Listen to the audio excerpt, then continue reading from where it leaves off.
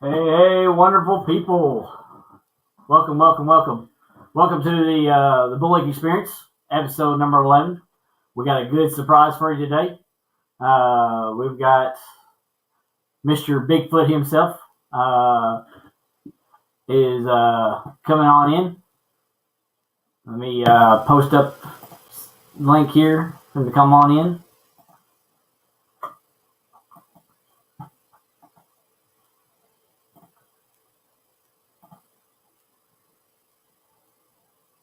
There you go, Avid. There's the link for you to come on in. No.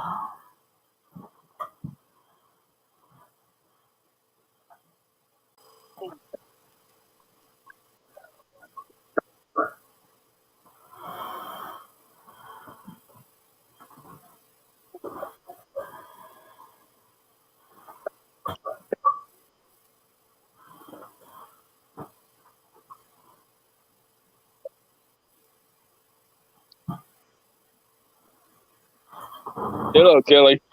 Hey, sir. How's it going? Good. How are you guys doing tonight? I was in doing some few things and kind of lost track of time. Good. Oh, I know about them 9-to-5 jobs. Yeah. Yeah. I decided to come out here to my truck because I had all my gear out here and it's easier to show. Oh, yeah, absolutely. Yeah, anytime you can tell some of my rods won't fit in the house. Oh, we got 8 wonderful people already in the house. We've got Ernie Brown. We got Central Valley. And we got 3+1. That's Larry and Cody and the fam. 3+1 doing some amazing jobs on their videos in that catfish tournament they had last weekend. Yes, they have. They've been doing real good. The tournament, the tag team tournament, they had really good turnout for that one. And they've been going out themselves. Larry and Cody's been going out fishing. Yeah. So they've been doing real good. But yeah, hey, guys, you got to keep it going. I like when y'all are out there. We got Big Mike is in the house. Polar Bear, Shad. Payson. Yep, there's Sir Finn's. There's a local one with me. Sir Finn's lives here around me, so good to have somebody local that's in here and live with me. Yeah. In the chat. Yeah. So Eric Burnside. And I think we've got caught up with everybody. So what'd you think of the thumbnail and everything? How'd you come up with that thumbnail? Honestly, I think me and I think it was Dan's creation gave me an idea. He gave me the idea. He said when I told him that I had the missing link, Bigfoot. He said you need to do something with the Jack Link's Bigfoot person. So I searched for the perfect Jack Link's picture, and I found one with him fishing, with him in the jersey and everything. So I took it, went on my little program that I've got, and did a little rearranging with one of the pictures I got off of your Facebook page. Right. And get your face off of it and just kind of blended it in a little bit. Just to give you an idea of what my truck carries.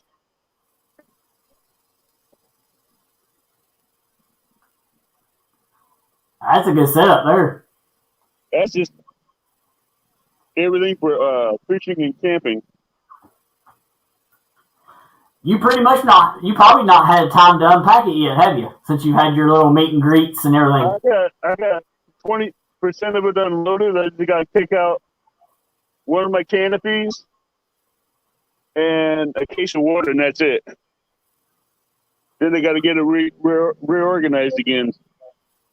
Yeah. Oh, Big Mike said he landed a 50 last night. You what? Big Mike said he landed a 50-pound fish last night. That's great, Big Mike. That's awesome. There's Chris from Hooks and Hammocks and Telly. Hey, there's Hooks and Hammocks. Yep. I got to meet Chris and Telly. There are some amazing people. They are. They really are. I've got to talk with him a little bit.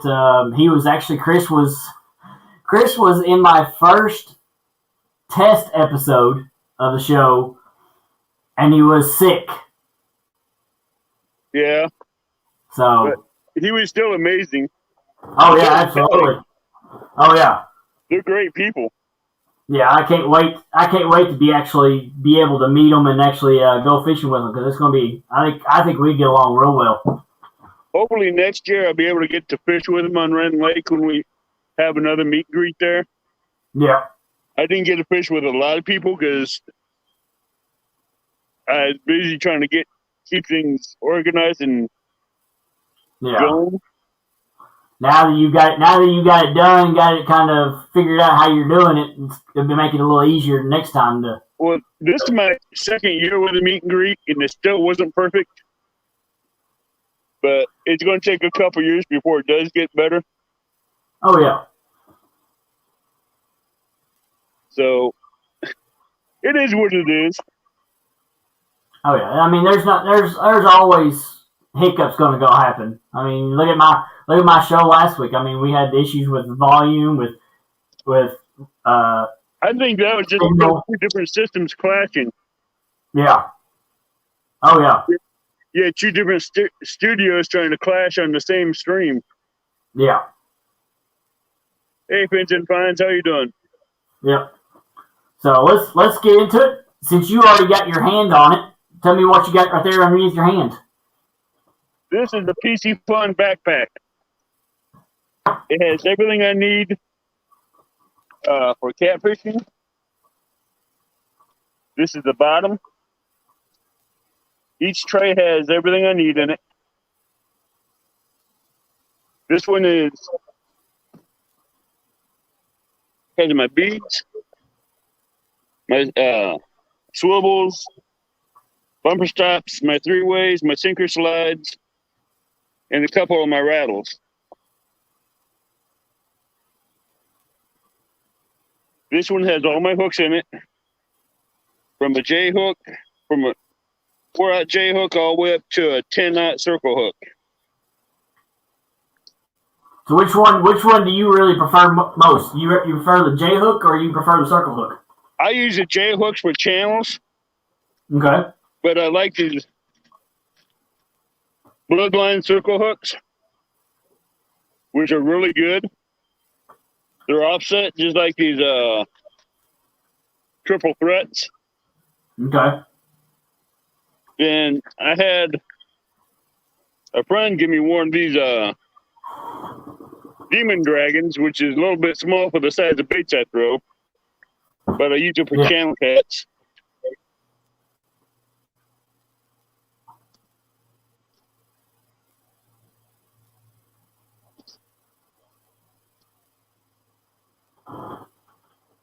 And the other two, I carry extra peg floats in case I break off underwater on a Santee Cooper rig, or if I need to make one of my catfish rattles, I can have one made in a couple of seconds.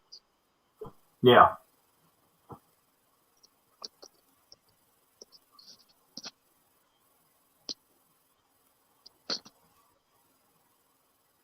Got 11 wonderful people in here. Guys, make sure you all share this out. Hit that thumbs up.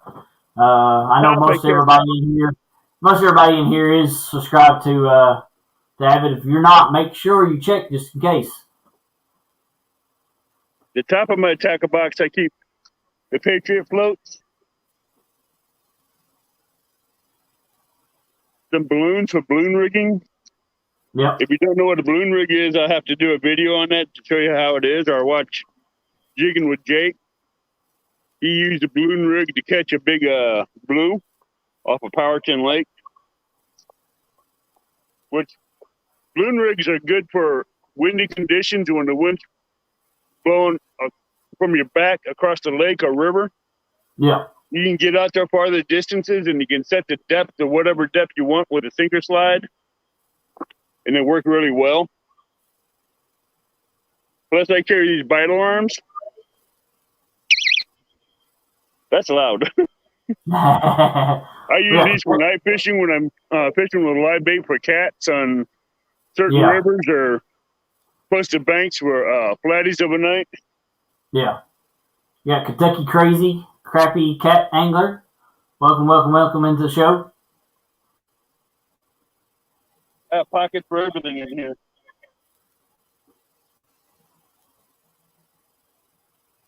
I carry extra lights for my lightning bug lights on my rod tips. Plus my sabiki rigs for catching skipjack and mooneye. Yeah. I've got a few Asian carp off these. Huh. They swam into it and got snagged.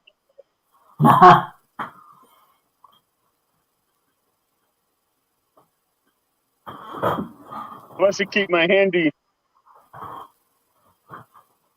grippers always handy on this thing.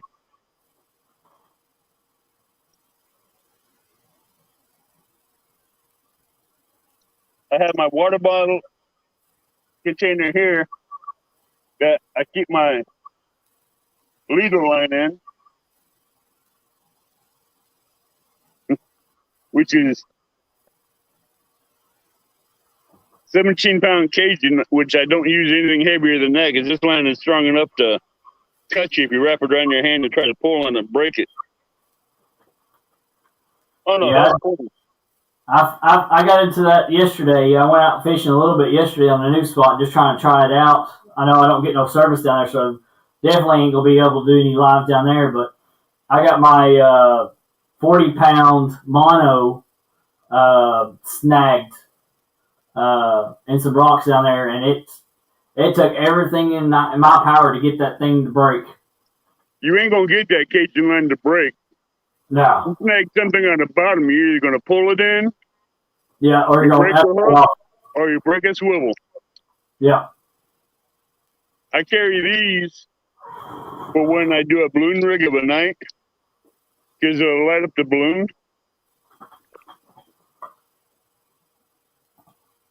And this I got from I think you might recognize this rattle trap, who made them. With all the bling on it. Yeah. That goes well with a chunky rod, and Chunky sent me that when a while back. Yep. And it will be going on the chunky rod. Yeah. Here's your first question from Michael Murillo. Where is the cooler for all his candid tackle? What was that again? Where is the cooler for all your canned tackle? All my can? Your candid tackle.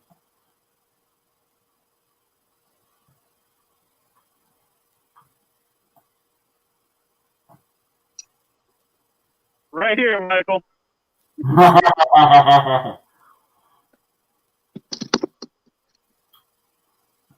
That's been put to some good use. Oh, hey, that's an old cooler, old Coleman metal cooler. It still keeps things ice cold in it. It'll hold ice in it for almost 6 days straight. Now, if somebody wanted a tackle bag like yours, where can they get it from? I got this off Amazon. It's a PC fund, and I like it. It holds a lot. It has a lot of pockets on it. This one here, you can keep your regulations in this pocket or your fishing license in this one. It's waterproof. It also comes with a rain fly right here in the back of it. See, I could probably use a lot of people like me or somebody else that does a lot of creek fishing. That would work perfectly. See, I do this from the bank because it's easy to put it on and take off, and it comes up with a chest strap. There you go. Yeah. It's perfect. And plus on the top, if you have sunglasses and you want to keep them handy, right there. Yep. We got Chrissy Brown came in. We got J Fox Hunter. Hey, Chris J Fox. Uselton's in. Hey, Chris. But this has proved itself handy quite a bit. The front side is rainproof and waterproof. The back side, you'd have to use the rain fly on it to keep it dry, so when you put it on your back, you ain't going to get wet. Yeah. I've already learned that one the hard way. This little box is the heaviest one. Oh yeah, I remember. Yeah, you told me that before. You use just a normal tools. But see, I only take out what weights I need and put them in my backpack in the side pocket. But I got this from Harbor Freight. Because each of these individual containers slide right out. So it's easy to change them out.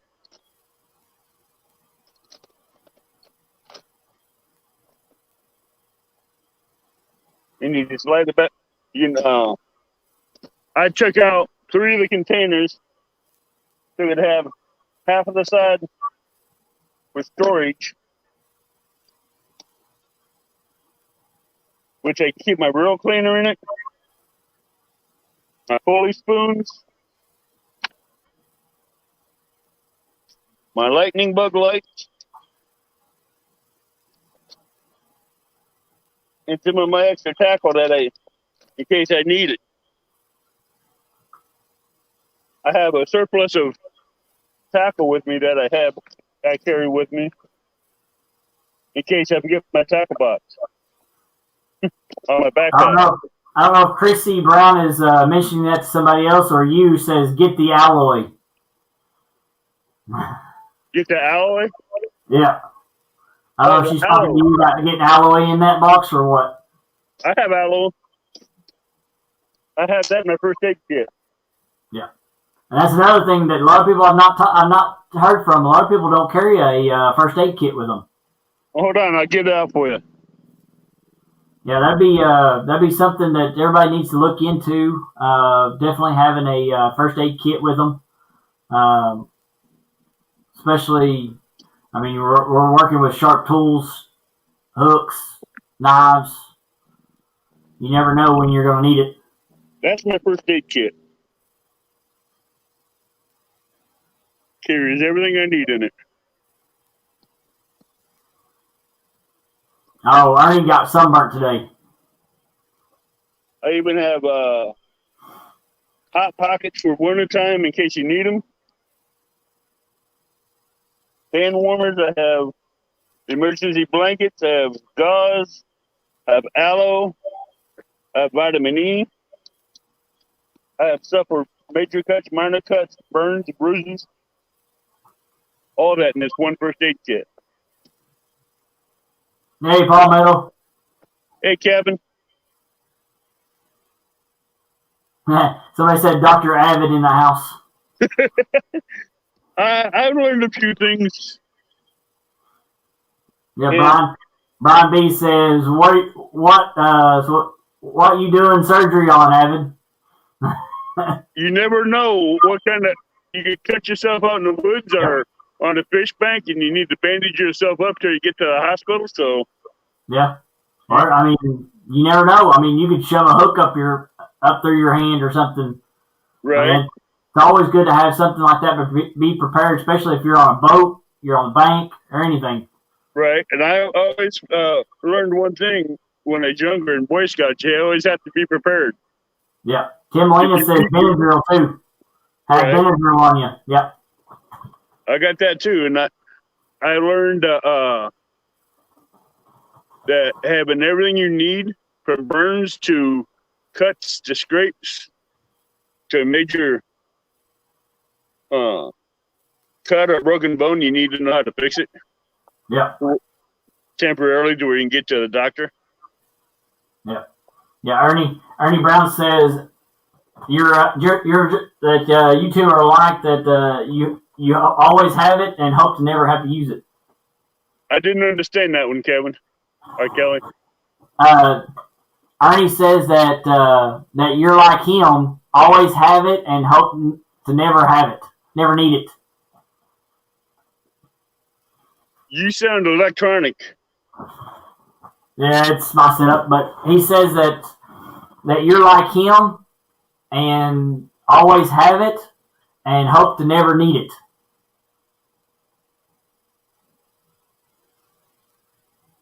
I didn't understand that one. Here, I'll put it up. You can see it on the screen there.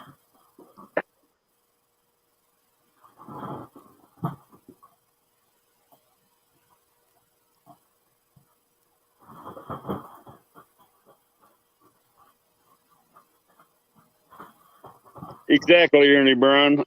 I always have it, but I don't like. I don't want to use it unless I absolutely have to. Now I carry all kinds of lights. This one is also a bug zapper. You can do it that way. It comes out as a light. That way is a lantern. A light with the blue bug zapper. Or turn it off and you just got the bug zapper on there. It's good for mosquitoes. I got these for mosquitoes as well. What? That's interesting. I said that's interesting. I've not seen that before. I haven't seen somebody carry something like that before. I got these out of Ace Hardware, and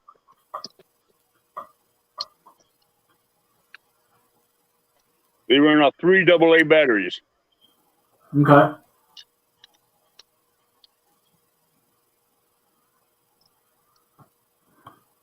These I got offline when they were selling them, and they also run off 3 AA batteries. But these, when you get your batteries fully charged on these, on. There you go. They're LED lights, and they can be really super bright. Yeah, I've seen those. I've seen those right there, but I'm not the one with the bug zapper. I've not seen that one before, but that's pretty neat. I like that. The one I like the most are the thermal cells. They do really good. They have a 50-foot radius. They repel mosquitoes, and they run off a propane cartridge. That size, that cartridge will run for 12 hours.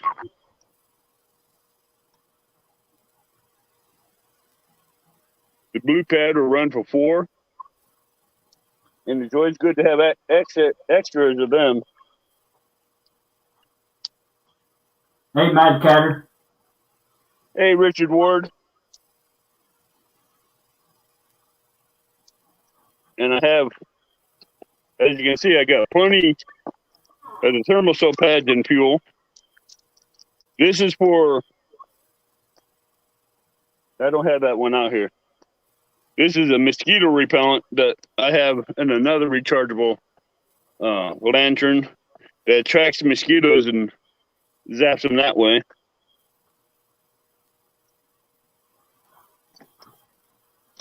Me and DMV have the same thought on lights. Yeah. They're very bright. Oh yeah, those are definitely bright. And this is a rechargeable light. It comes with a cable that you just plug in there and plug in the 110. Yeah. Within, let's say, depends on how far down the batteries are in it. You go anywhere from 4 to 12 hours to get it fully charged. Hey, Haz. Appreciate you coming in here, Haz. And I carry my propane lantern as well. That gets really bright, so I always have to make sure I have extra mantles for them. Yeah.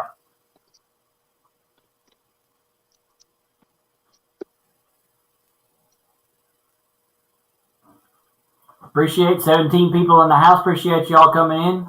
Like I said before, make sure you hit that thumbs up, share that out. AKY Crazy Crappie Cat. Yep. We got George Ray in the house. Hey, George.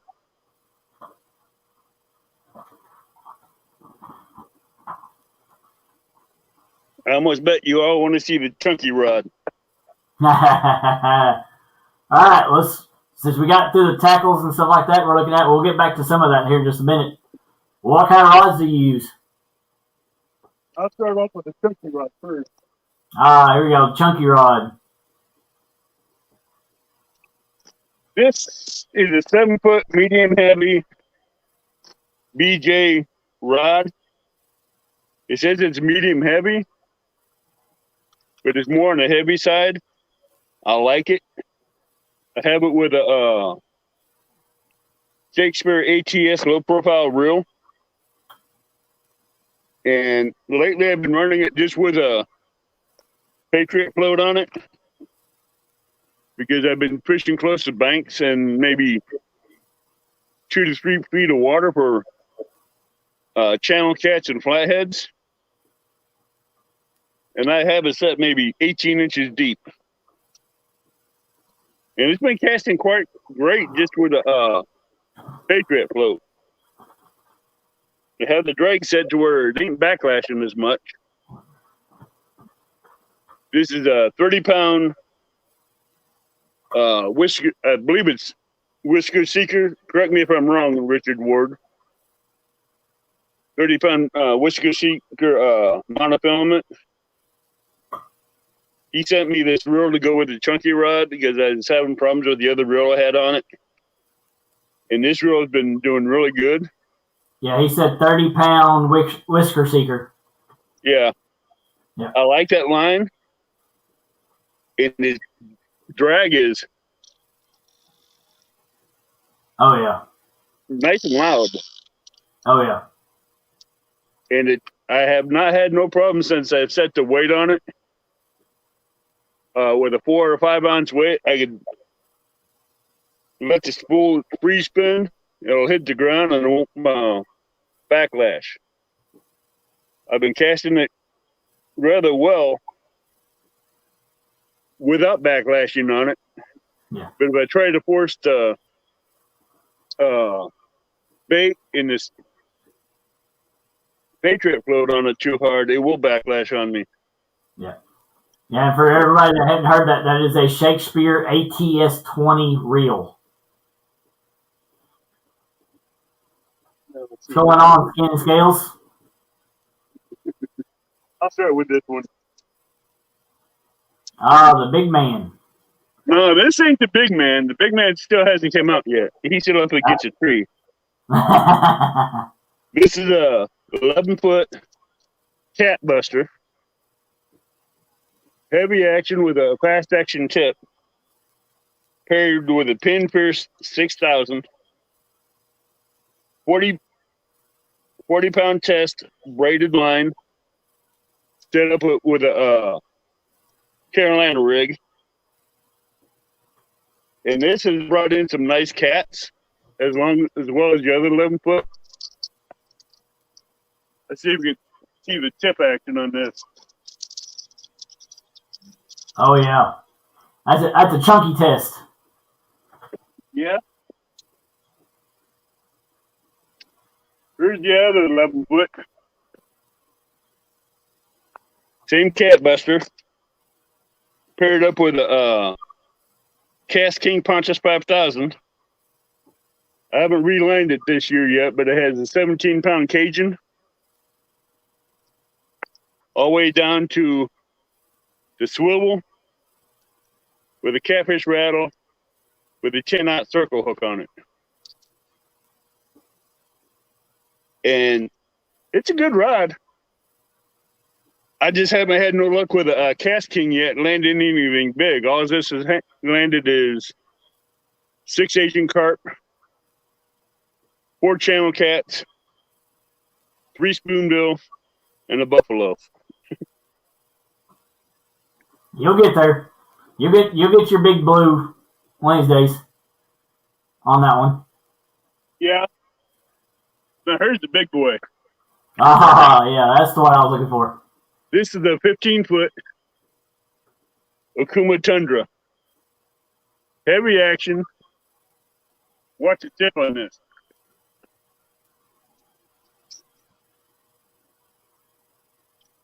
Ah, there you go. Yep. That's a fast action tip. Set up with a 40-pound braid down to a catfish rattle again with a number 10 circle hook. And a lot of you guys might recognize that pin reel as the 8000. Pin Pierce 8000. This rod, the old rod I had just like this. Hold on a minute. This rod I had similar like this, landed an 83-pound blue cat on the Kaskaskia 2 years before I started YouTube.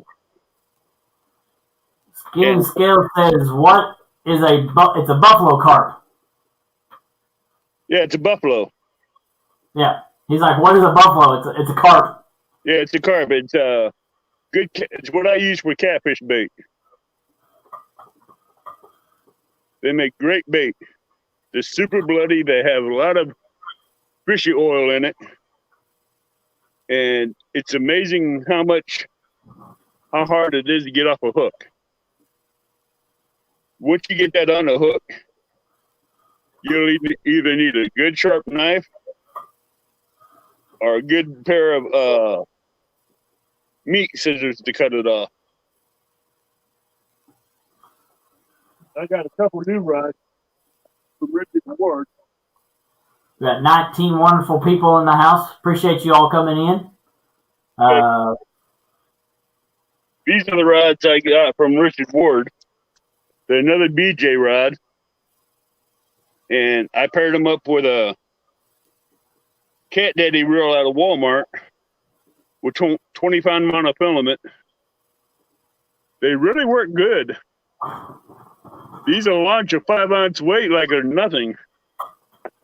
They're more on the heavy action side than they are the medium. Yeah. And when he gave them to me at the meet and greet, I was really impressed with them. I was able to launch anywhere from 4 to 8 ounces of weight with this thing, no problem. And it wasn't really doing didn't put no stress on the rod, which I found very impressive. 351 and Dan, hello. Appreciate y'all coming in, Dan. 351, appreciate you sharing that out. Thank you, Dan. I got a couple bait rods I use for bluegill in here.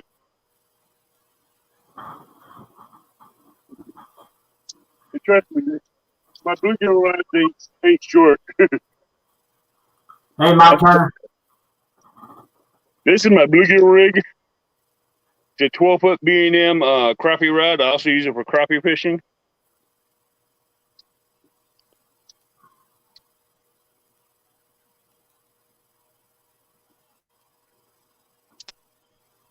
It's a 6-pound test on it, down to a 3-inch pinch float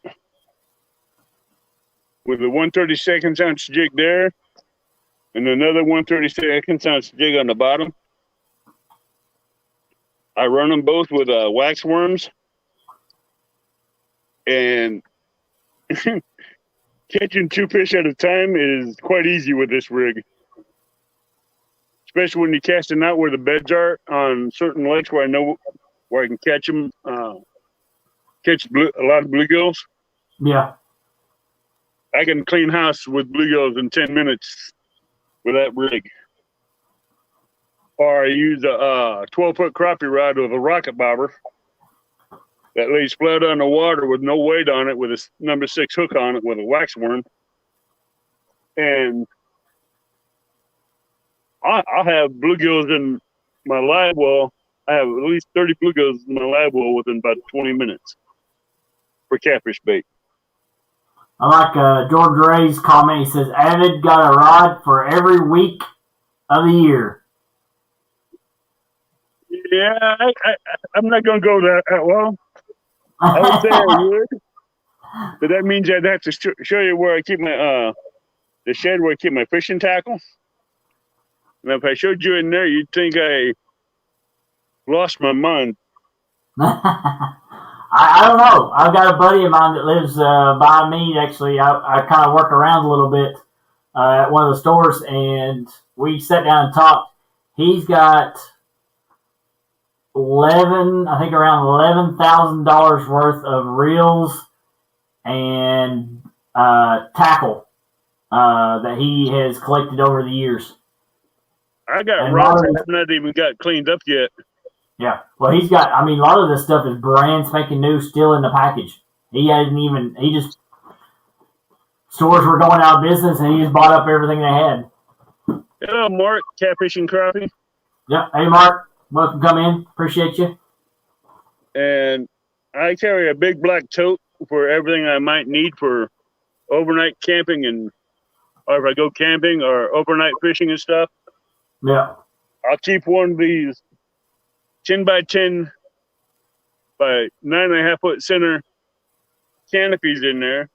So if I go day fishing, I have some shade, which they are a 50 UV protection on it, which are really nice.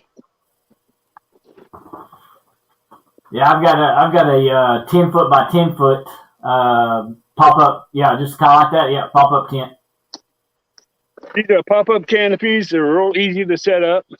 Oh, yeah. One person can do it in about 10 minutes. And they have a UV protection of 50. This one has a gray top. The other one has a silver top. You can get them in blue tops. And all that at Walmart. I know they'll cost you a pretty penny, but they're worth getting. Oh, yeah. I got one. I got one that says University of Kentucky Wildcats on it. Yeah, you can get different tops for them on it. Yeah, it's expensive. Yeah, this one cost me about $85 out of Walmart, which ain't that bad. No, but they're well worth it. Oh yeah, and they're more bulky than they're light, they do really good. And the good thing is they got rollers on too.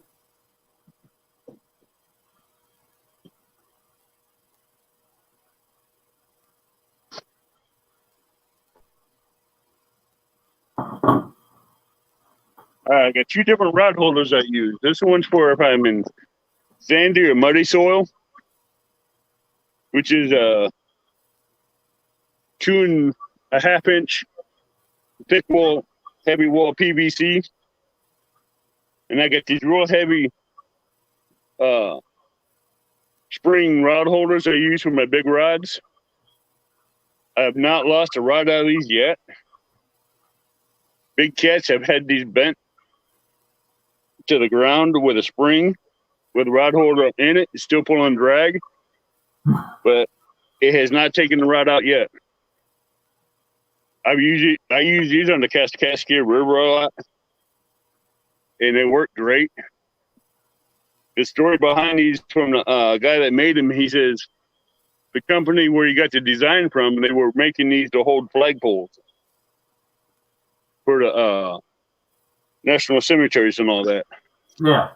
So he took the idea and made it big enough to where you can put my 15 foot, my 2 11 foots, and the 7 foot rods in here and hold them and let the big cat hit them and pull on them and not take them out of the rod holder. Gracie, I think that comment's for another show. She said, "Why does cherry flavored drink smell like urine cakes?" Okay.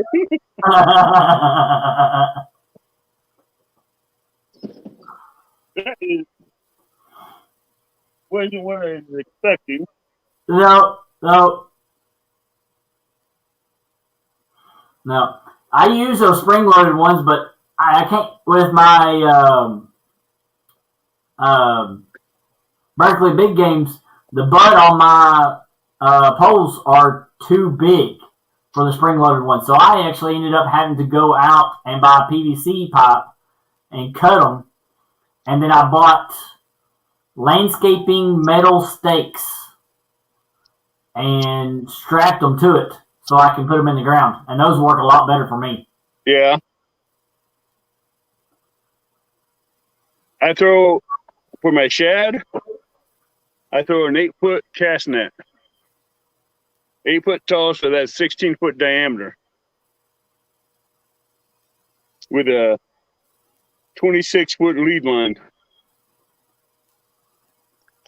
What's going on, Sogo? And this is what I use to catch shad. And I can find them pretty well from the bank. I have no problem catching nice sized shad from the bank with this. It does its job, and it does it well. I just have to watch out for riprap and rocks. Yeah. Where I go, because if I catch too big of a rock, it'll sink around it with shad in it. Then I'm playing tug of war with a boulder. Yeah. Have you got end up having any rips or anything in that yet? No. Okay. Normally if I get a rip, I take some Cajun line and patch it up real quick. Yes, Mike Costello put out a video on that using monofilament to fix the holes. I've even taken a net that I found on the bank, these lead lines, and replaced it with 20-pound Cajun.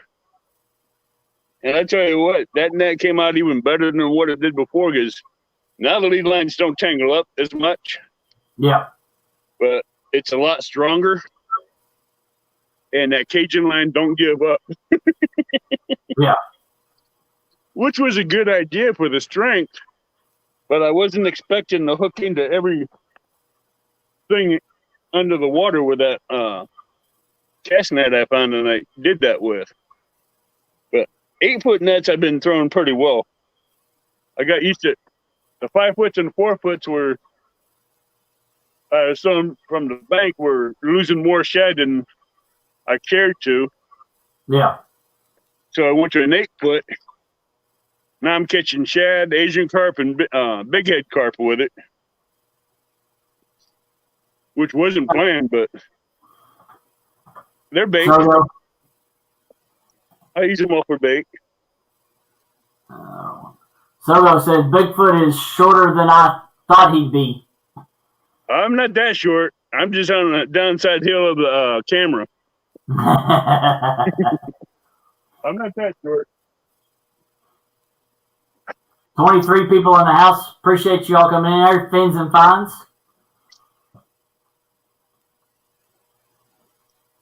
I know this is catfishing, but that's my crappie bag. Hey, it's seen better days. We're all in for tackle here. I mean, we all got to catch our bait. We all have a side fishing jobs. But this one has enough crappie gear in it that I could probably I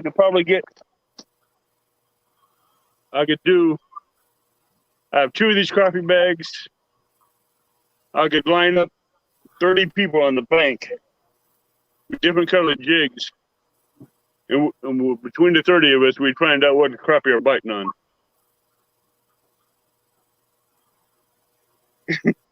And I have all kinds of attractants and all that with it. Just like Sogo says, you got to catch bait, plus crappie are delicious. Yep. I've got a bag full of crappie sitting in the freezer right now. See, this is a crappie attractant. It's called a waxworm. It's made with waxworm and the extracts out of the waxworm. This one is Shad Blood. If you look in there, you might see some black specks in there. That's probably the eyes of the waxworm in it. I got white crappie jigs. And that's your shad blood, what it looks like. It has a little bit of a red metallic in it, which really works. Ooh, that stunk.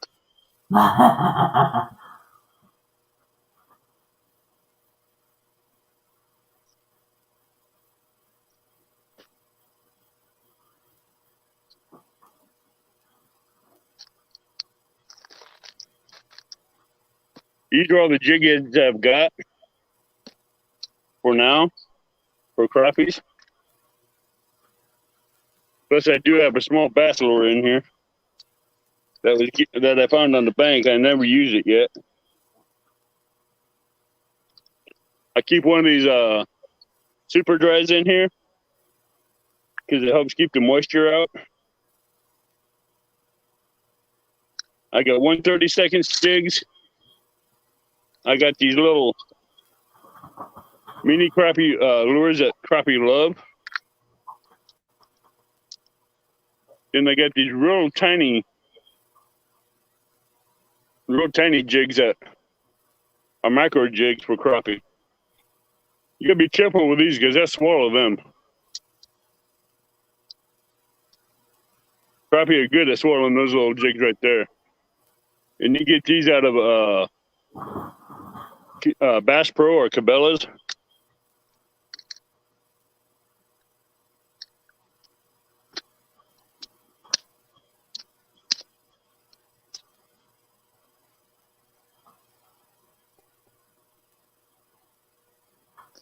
Yep.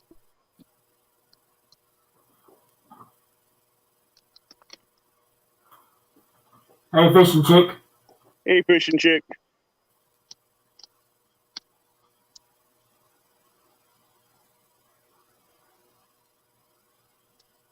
Crappie.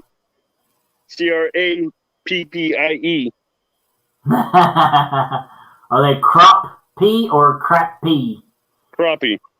That's just one container of jig colors.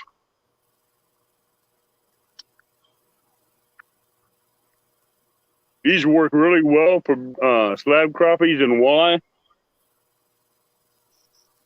Hey, Big Slim. Appreciate you coming in. But the bag that works really, the colors that work really good are here. Catching the big fish. Those are the jigs that work really well. Because you can see where I'm low. These are all the brush pile jigs here.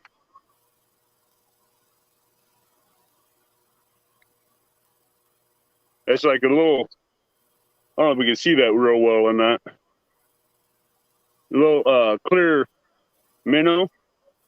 Yeah. I got the rosy reds. I got the pinks. I got the monkey milks.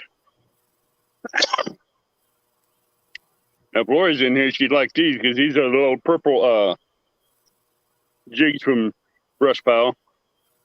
I started using them more than I have anything else.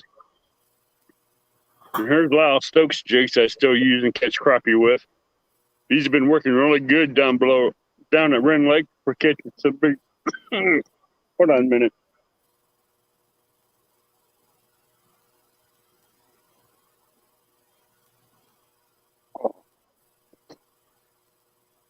These are Lyle Stokes hand-tied jigs. I've been catching some good crappie with them and some big-sized bluegills with them for bait. He did a really amazing job tying them. But all these are this container has a lot of my favorite go-to colors in it, which I like. Because I like my peppered. These have been working really good up at Wren Lake as well, along with the milk white ones and the chartreuse.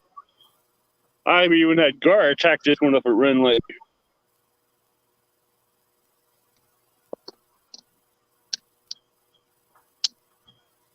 You need questions? I don't have any. If the chat's got any questions, please post them up for Avid. Now, do you catch all your fish from Ren Lake? Do you do all your catfishing, bait fishing from Ren Lake? I go to Mississippi. I go to Illinois.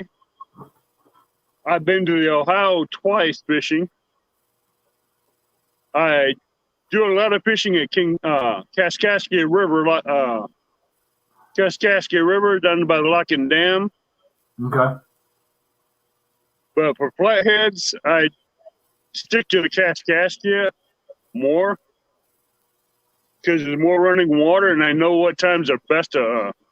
I try to get them to attack. Gotcha. I like the Kaskaskia because it's more. If the water's down right, it's like the Mississippi. If you get the water right and the water flow right, you can catch big blues and flatheads out there left and right.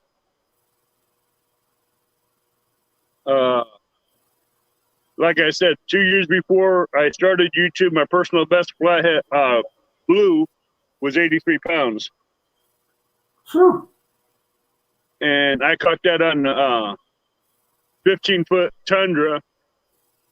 And my personal best blue was 45. I mean, flathead was 45. Caught off the Catbuster 11-foot. They were both off the pin reels. Now all I want to do is go after, like my logo says, big cat hunter. I got the bug, and now I want to catch bigger fish. Yep. Yeah, one thing I do is I take these pool noodles, cut them, and have my rigs pre-tied and wrapped around them. This one has just regular hooks on it and one rattle trap rig on it. It goes anywhere from a 5-aught hook all the way up to a 10-aught hook. Makes it for quick access. Just pop off the rubber bands and get the one you want and then rewrap it. Yeah. Now, which size hook do you normally like using? If I'm fishing the Kaskaskia and I'm throwing small baits, I'll go with a 8-aught. 8-aught, okay. If I'm throwing bigger baits, I'll go with a 10-aught. And I'm throwing big live baits, I go with a 10-aught with a stinger rig behind it. Okay. Because I know how those big cats like to come up and short bait. Yeah. Anytime I'm using like a 11-inch sucker, I'll have a 10-inch hook up through the sinuses, and I'll put a 9-aught hook through the tail section after I cut off the tail. An inch, cut that much off the meat off the tail, and leave the tail there, and maybe 3/4 of an inch up from that cut, I put the 9-aught hook. Yeah. A lot of people don't realize, I don't know if anybody in the chat realizes, I know I do, but if you cut that bottom part of that tail, that fish will stay upwards. It'll stay alive. Plus, it won't bleed out as quick. No. It'll put out droplets of blood. Yeah. Plus, it also release the scent oil of the fish, which works really good. I think it's more. And I talked with Dieter last week, and a lot of people, if you saw it, we talked about the catfish don't really come into blood a lot, except for when they eat their bait, eat their food. So they come in from the motion and the scent of the fish. And the scent of it. So that scent from that bait is what's going to mostly bring that fish in, and that motion of it. Hey, Panfish Nation. So that's a good thing with live bait. If you just cut that bottom part with just a little bit of that blood coming out, then that's perfect, because they're not really going to come after that blood. They're going to come after that scent that's coming out of it. No. Like Epic will tell you, and a lot of other people that's been around catfishing for a while, the catfish from the tip of its whiskers to the tip of its tail is covered with taste buds. Yes. And if it's swimming away from you and it gets a scent of food behind it, that tail's going to tell it to turn around and go back the other direction if it's hungry. There's Lyle with Panfish Nation. Yeah, he's an amazing man. I've had him on my show once. Yeah. Or twice. I plan on having more people up.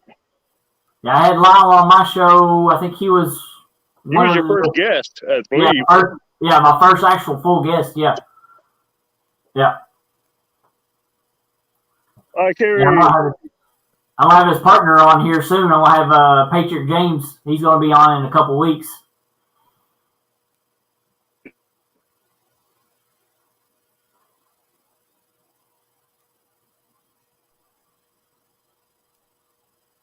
Yeah, 18 wonderful people in here still. Appreciate y'all coming in. Appreciate y'all hitting the thumbs up, sharing this out.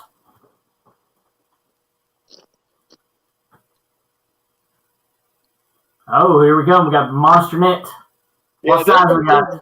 This one's like a 2-foot deep net with about maybe it's a good deep net.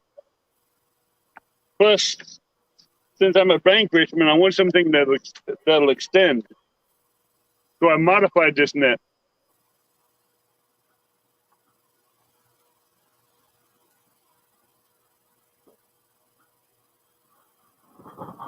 Yeah, I'll tell it now.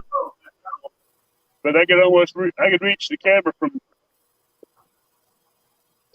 I'm touching the camera right there, and I'm still maybe 10 feet away. Oh yeah, there you go. That's what I use for bank fishing. Maybe one of these days you'll get one like what Chunky's got. Oh, one of those painter poles? Yeah. I thought about that. Because where he fishes up there around the DC and Potomac area, he's got to have something that reaches pretty ways down off some of those sides to be able to pull it up in there for him. I agree. Hi, Miss Paula. Yep. Hey, Miss Paula. Appreciate you coming in. Fishing chick. Good to see you. There's Adam Irwin. Appreciate you, man. Adam's been in here for a while. Has he? I guess I haven't been commenting much. No, he's been sitting back and listening. He's a lurker. Oh, I do that from time to time too, especially when I'm at work on graveyards and people are alive. I'll be doing paperwork and I have them in the background on a different screen on the computer, listening to them while I'm doing my other computer work. I'm watching the monitor. Give him the watch time. Give him the watch time. Give him a watch time. It keeps me from getting bored. Yeah. Oh, yeah. I do it when I'm driving down the road or something. I got a long drive to Tennessee or something. I'll put it on my phone and let it play while I'm sitting there driving, concentrating. I've done that too.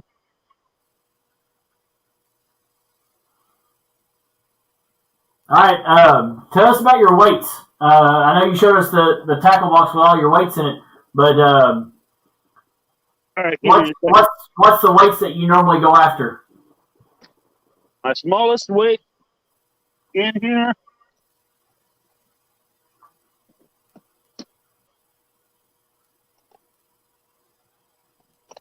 is a 3/4 ounce weight.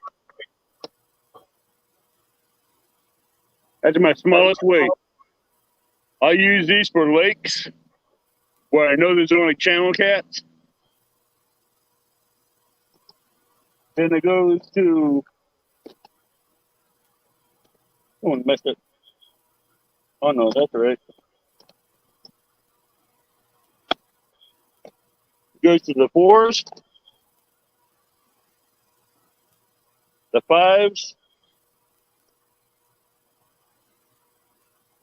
the 6s, the 8s. I'm out of 10 and 12 ounce weights. So that's what I got for now. And when I go for paddle fish, I use these 1 ounce treble hook with a 2-ounce lead weight in the center. And if you haven't eaten a paddlefish, it's really good. Some people where do you normally fish for your paddlefish at? Down below Alton Dam. Okay. They have certain seasons there that you can snag for paddlefish. But if you go up down below Peoria Dam, you can snag there year round. Now, even keep the drill clean.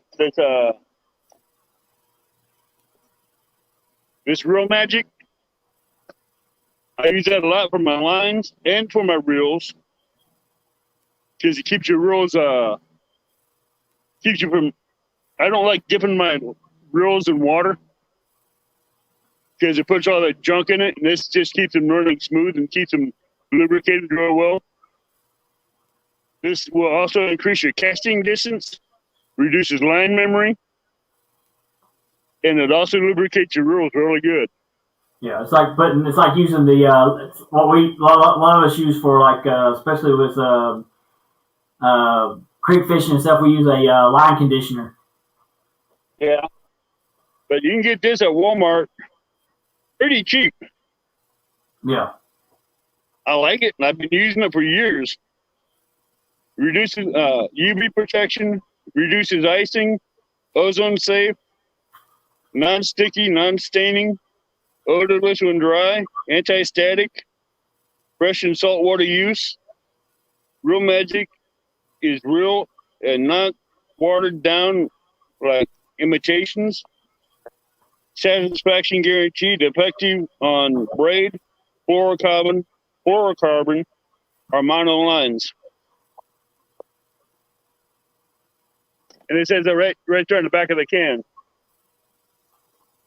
Now, for those of you that don't know Lightning Bug, he has some amazing lights. These are bright. You can see these in the middle of the dark when they light up. They run off a couple watch batteries. And once you get them on your rod tip, they work really well. Yeah, Fishing Chick. It's kind of like it's just a little spray that you can find at some of the tackle places, kind of like what he has for the reel thing. You just spray it right on your line while it's on the reel, and it'll keep it from getting too hot, sticking together, and stuff like that. I don't know if you can see that, but it's kind of still too light. But that little light blue light in there, yeah, will be bright as daylight in the dark. You just barely twist it on, and you twist it left to turn on, twist it right to turn off.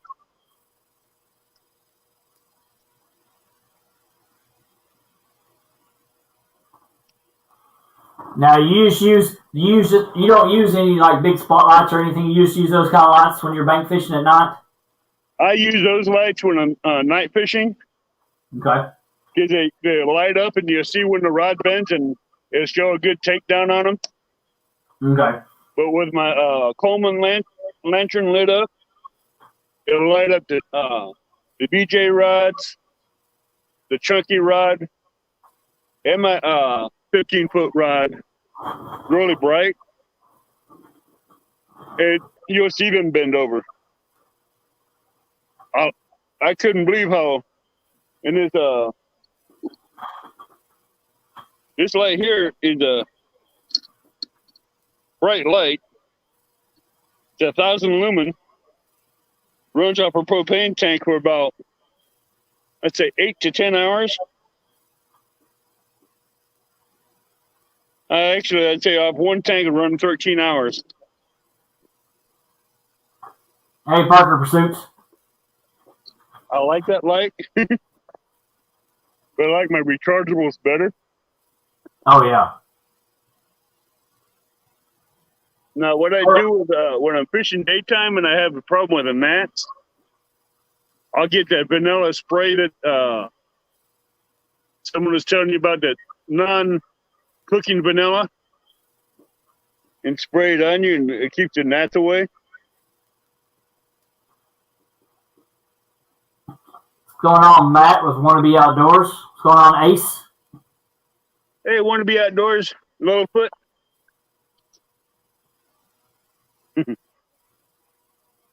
Littlefoot's trying to fit into the Bigfoot population. Hey, Ace. I do have I haven't done this challenge yet.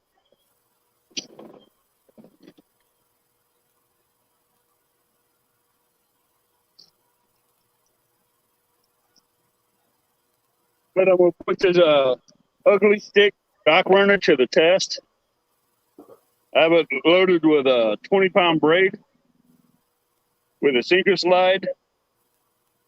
And we'll put a 9-aught hook on it with some cut bait out on the Kaskaskia River. And to see if this will handle a big cat. Nah, there you go. I'd like to see that, definitely. I'm either going to do it on the Kaskaskia or the Mississippi. I haven't decided yet. But that's going to be a fun challenge. Oh, yeah, absolutely. And it's only 36 inches. It's maybe an inch or two longer than my arm, but... Well,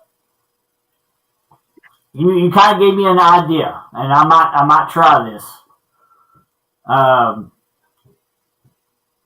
And you can be part of it. If anybody can show me a picture or video of you catching a channel cat, a decent size, I would say, you want to say at least 10 pounds or higher? I'd say 10 plus pounds. 10 plus pounds on a rod like that. Let's take it a little step further. It could be a channel cat, 10 plus pounds, a blue or a flathead. Okay. Yeah. Channel blue or flathead, 10 plus pounds. If you can show me a video of you catching it on a rod that size, I might actually send you something. I'll send you some kind of a reel or some kind of a tackle to the person that can show me. It could be can it be on a dock runner or a dock demon or an ugly stick? It could be on anything as long as it's about that size. 36 inches. Yep, about 36-inch rod. I'm fixing to put this to the test. If anybody can do that, and we'll put it. Captain's and Crappie says he caught a 16-pounder on a whisker stick on a live in Mendota. Done. I seen that live. He caught it off that little whisker stick rod. Yeah, he did. Yeah, he did. But I'm actually seeing you if I can talk him out of it. This is what I might send you all. Whoever can give me the biggest fish on there, if I can talk him out of it, I'm gonna send that to him.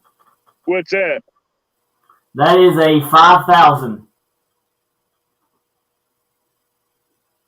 A 5,000?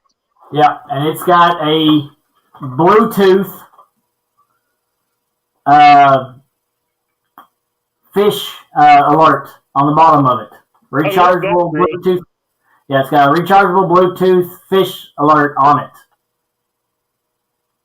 I like that. But it's just a regular 5,000. And this pops off. This you can take this inside. It's got a little charging port. 351. You cannot Photoshop it. No Photoshop. I can tell. I do a lot of Photoshopping, as you can tell, on my thumbnail. Yeah. That would go good on my 18-foot catfish rod. Yeah. If I can talk them out of it. I mean, it's a B&B 4-in-1 one-way. It's got a 4:7:1 gear ratio. And it's got a nice big handle. If I can talk them out of it, then this will be definitely the giveaway. If not, I might be able to get a hold of some other giveaway stuff later on. But time and date limit.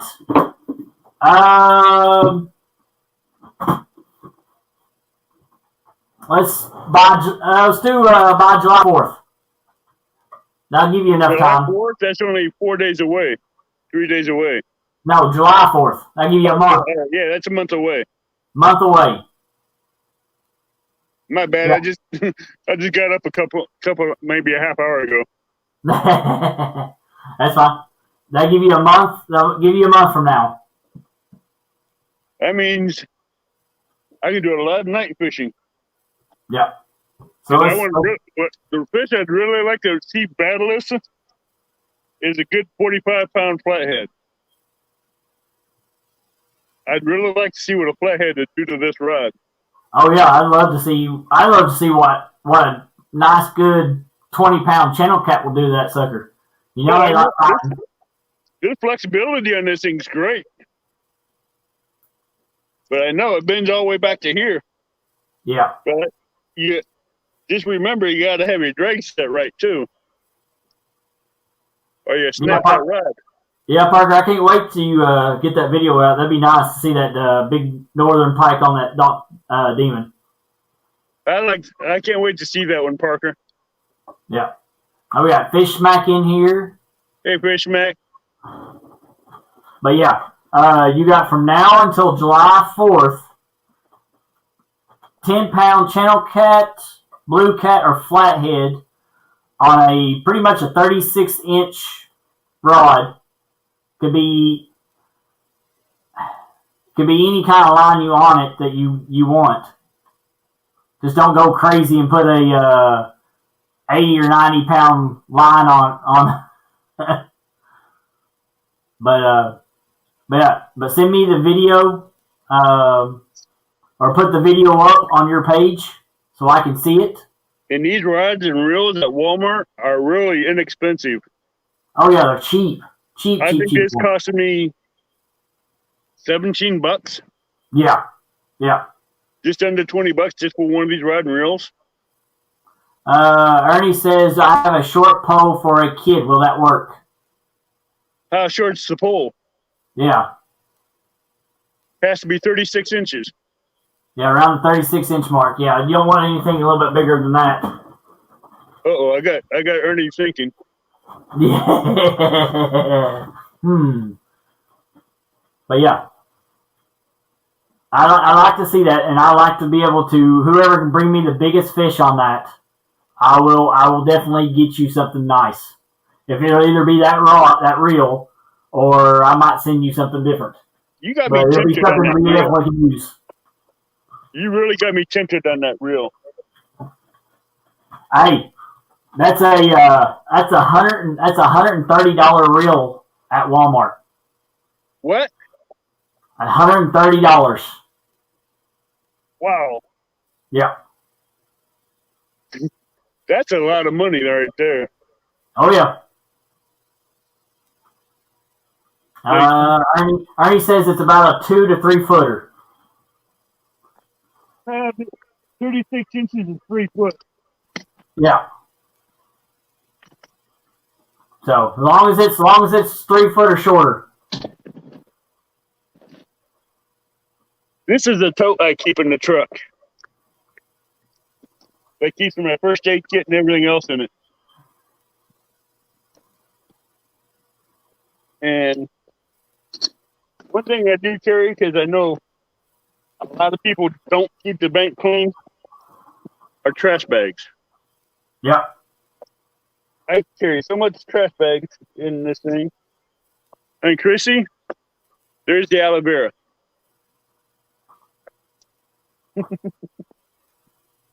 Sogo, I didn't drop $130 on that reel. I can guarantee you that. I'll show you how much I paid for it. This light is really bright, but it has a sensor in here. So overnight when you move in front of it, it'll go off, or something moves in front of it.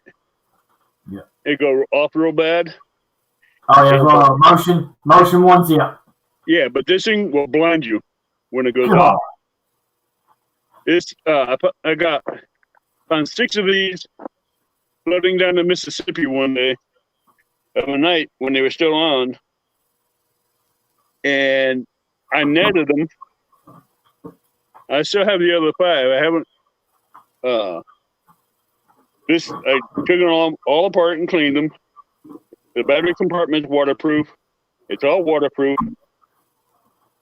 And of a night, and I turn this thing on, you ain't gonna see nothing after you look into it.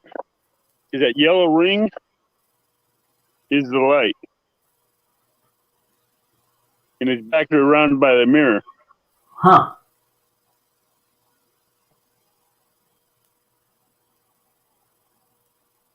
I always carry me knife stones to keep my meat knives and all that sharp. And when I'm fishing around the bank, like on the Mississippi where it's sandy soil, and I want to have a fire,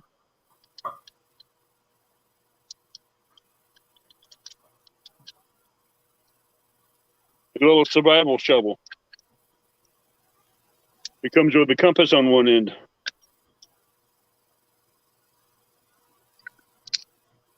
And a pickaxe on the other side. Yeah, you never know, especially when you're camping. That's a good tool to have. It's a real good tool to have. Especially if you're out camping in the woods and there's no bathroom around close by.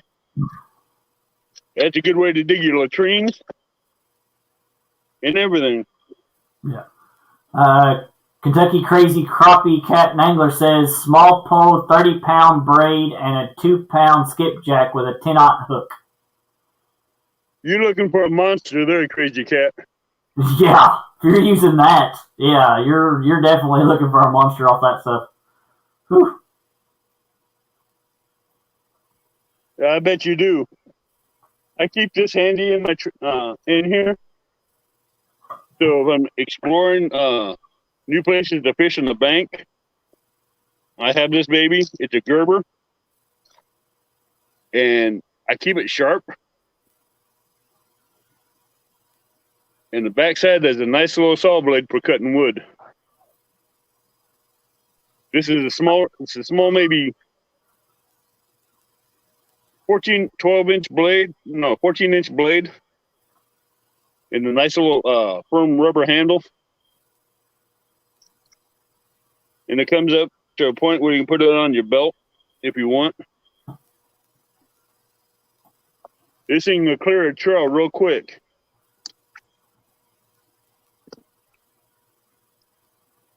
I use these tapes here for my PVC rod holders overnight so you can see them. They're fluorescent tapes. I got them out of Ace. One roll gives you 20 yards.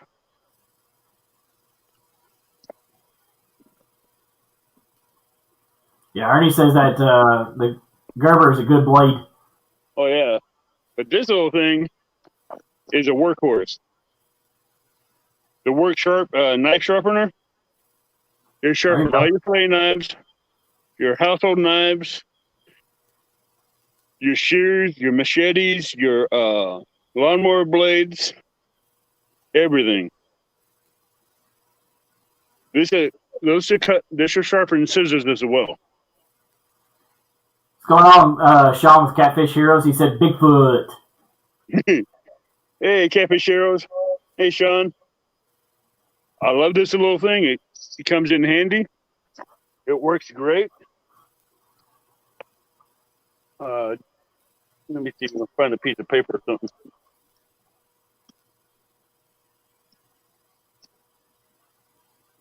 I used this last night.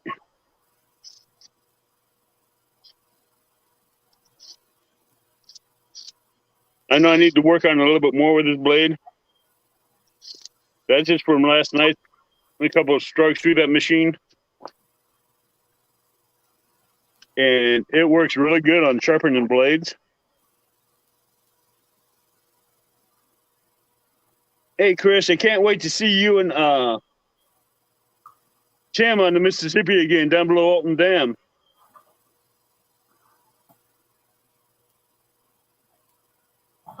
Yeah. Right now Dane's working on a project right now. No, I don't, Parker. I like to hide in the brush watching my rods, watch people walk by me, then I scare the shit out of them when they come out. Parker, did you not listen or look at the thumbnail for the Tonight Show?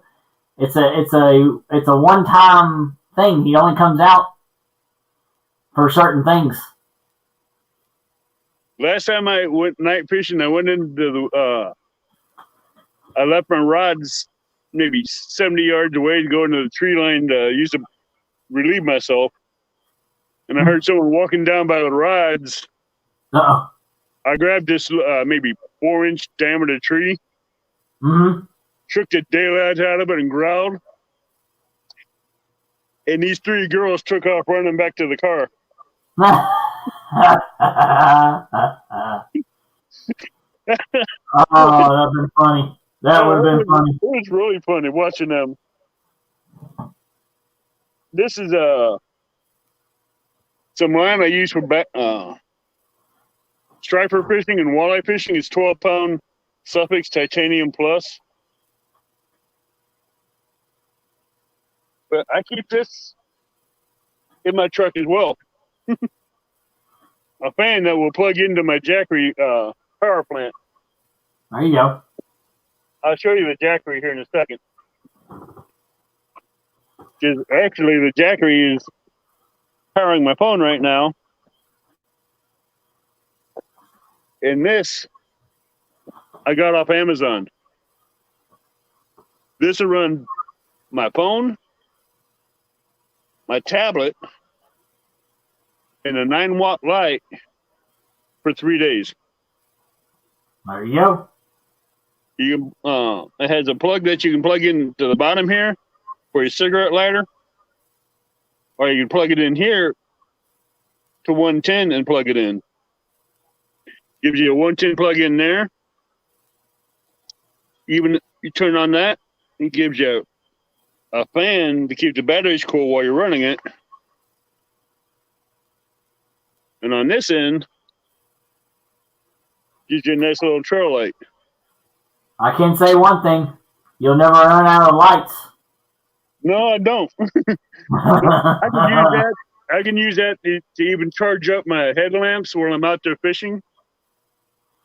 I've had that hooked up to my laptop, which pulls 22 to 25 amps. And it ran my laptop for a day and a half. I had a small refrigerator hooked up to it, and it ran up for 12 hours. Not bad. And that Jackery cost me about $140 off Amazon.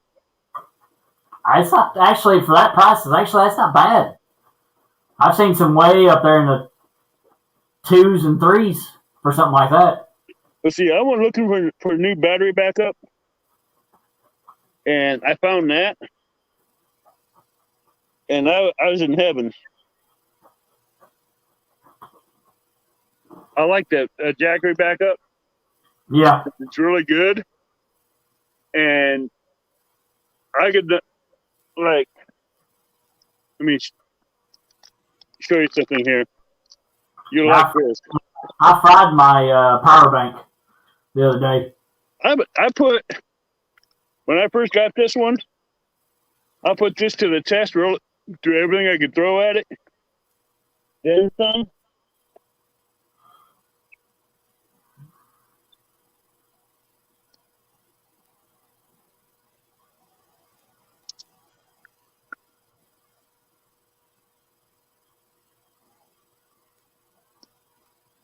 And that's just running that just right fine. Yeah. What's going on, Cody from 3+1? With my phone plugged in right now and the fan plugged in right now, it's only pulling 19 watts on the Jackery. So that's not bad at all.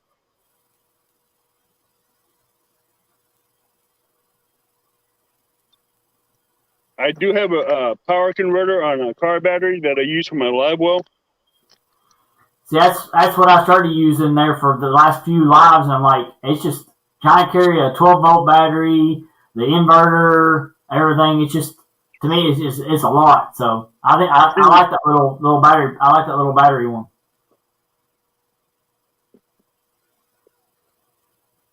This is my live well. It's a Coleman 50 quart or 58 quart fluid. Maybe bigger, I'm not sure. But that's what I use for my live well. I have 2 stones in it. I have a fish filtration system in it. I have an aeration system that I plug into it. And it'll keep the water clean, bubbleized, and recirculating as long as that battery is charged. And when I'm home, I'll plug a 3-way plug into the 2 plugs, plug it into 110. I'll keep my baits in there alive for months on end. Sean, it sounds excellent. I appreciate it. Can't wait to see some videos when you and Epic go out on some Mississippi. I'll probably go out there. If I go out to Mississippi, probably be this weekend because I want to see if I can catch a big blue. He said he just got the new axle, the new seals, hubs, and all that stuff, and and some new age grease on the new trailer. So they're ready to hit the Mississippi for some flatheads. Who said that? Sean, Catfish Heroes. Yeah. So him and Epic are going to be hitting the Mississippi. It looks like it, or him by himself. Well, Sean, if you come down, if you see me on the bank down there by the barge towns by the solar panels, stop by and say hi. Yeah, Parker, I can do that. I can contact Rob.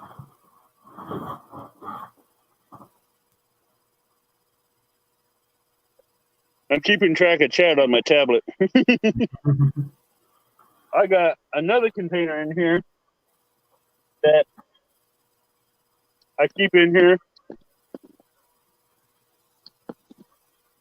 And this is my container I keep in here that both has my toiletries, a bug mask, zip ties, stick lighters, and vacuum sealed, Ziploc bags of emergency rolls of rags and toilet paper. So if you run into places that you don't have bathrooms, it's good to be prepared. Oh yeah, absolutely. And no more using nature's toilet paper leaves. Sometimes those nature's toilet paper leaves will give you a rash. Yeah, absolutely. Because if you don't know your leaves and the weeds, you might grab poison ivy or poison oak and wipe yourself with it. And that's never a good thing. No, not down there, definitely. No, that's not a place where you want to really have that. If you do get into nature, I'd suggest researching your leaves and everything that you can and can't use. Because some of those leaves you will use, if you do your research on them, are edible, and some of them not. Parker Pursuit says, wait a minute. Bigfoot doesn't use toilet paper? Hey. That's what this is full of. Hey. It's the modern world now. He's got to be up with times. I got to keep up with how can I put it? Keep up with the Joneses? No, I got to keep up with Parker. Keep up with Parker. Parker tried to do a daiquiri at the meet and greet. Try to put a hole in the ceiling? No, he's trying to catch silver cats. Oh. he's trying to be a dockery and pull out silver cats out of a lake. And he did good. He caught one silver cat that was pushing 6-7 pounds. There you go. Catfishing Pappy says, what rechargeable lantern does Avid like better than a Coleman gas lantern?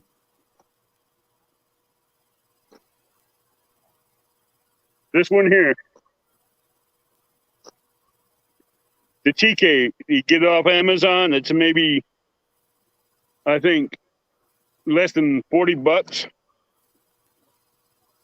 And you can always go to any battery shop and buy them rechargeable batteries. These batteries will cost you another, let's say, $20 for 2 of these batteries, $20-$30 for backup. And all you do is put them in there, you plug them in and charge them up, and they work really well. With this thing fully charged, it'll light up the bank where you're at. Single beam alone, you can adjust to real fine or really wide.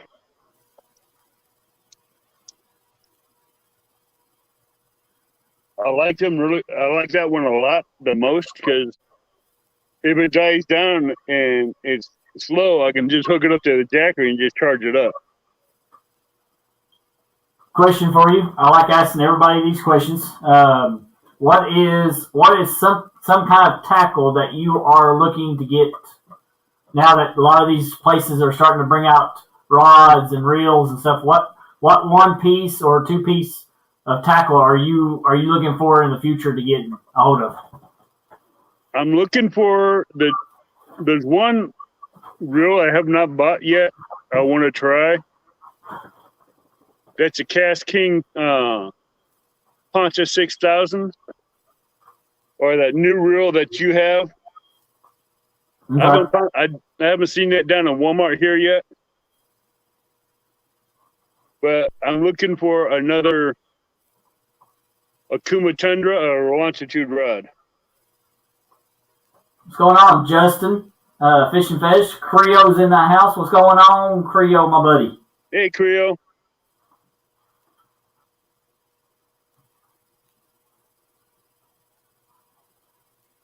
All right, and another question I usually ask all of my guests is, for somebody that's just now starting into catfishing that hasn't really got anything, any equipment, anything, what do you suggest that they buy? A real good, simple one there. I suggest them to go to Walmart. You get one of these loose Cat Daddy rods. It comes with a combo. A lot of times, it's a good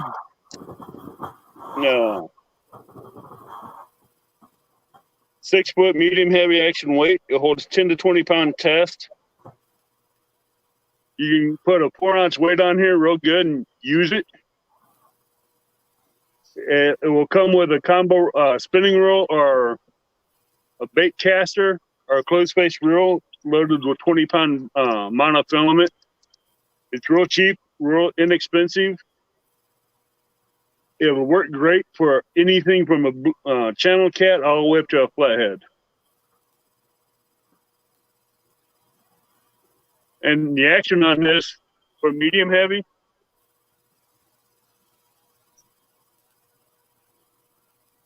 you see how That's not bad. it is. Yeah, it's not bad at all. No, it has a good nice backbone. It's got a nice backbone to it.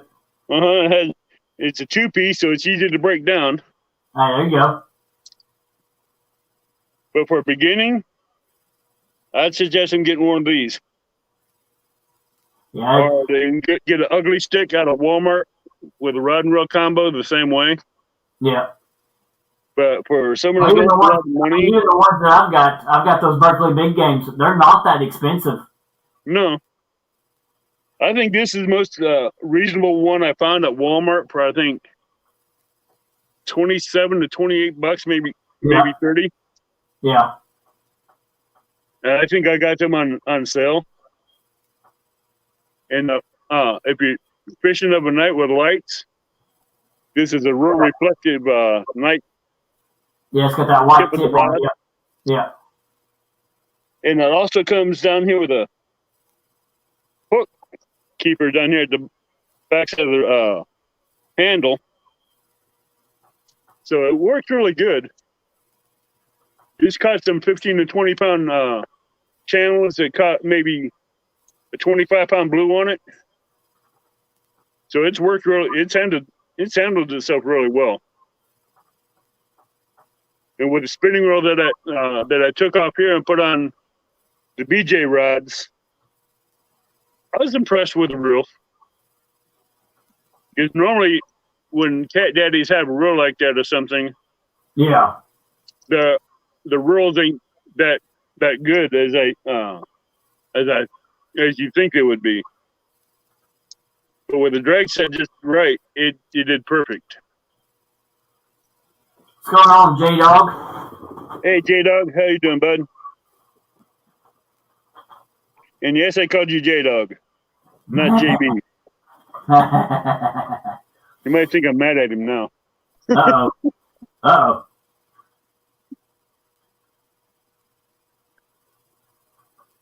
Now, what's some water that you're looking forward to getting to that you've never fished before? The water I'd like to fish that I've not been to. There's two of them I'd like to go fish. Okay. And they're both up there by Jason Lamb and Catfish and Crappie. The Fox River and Powerton Lake. Powerton Lake, yes. So I'm gonna. Those are two of the ones I want to fish, but I'm gonna plan for that one. Plan for both of them.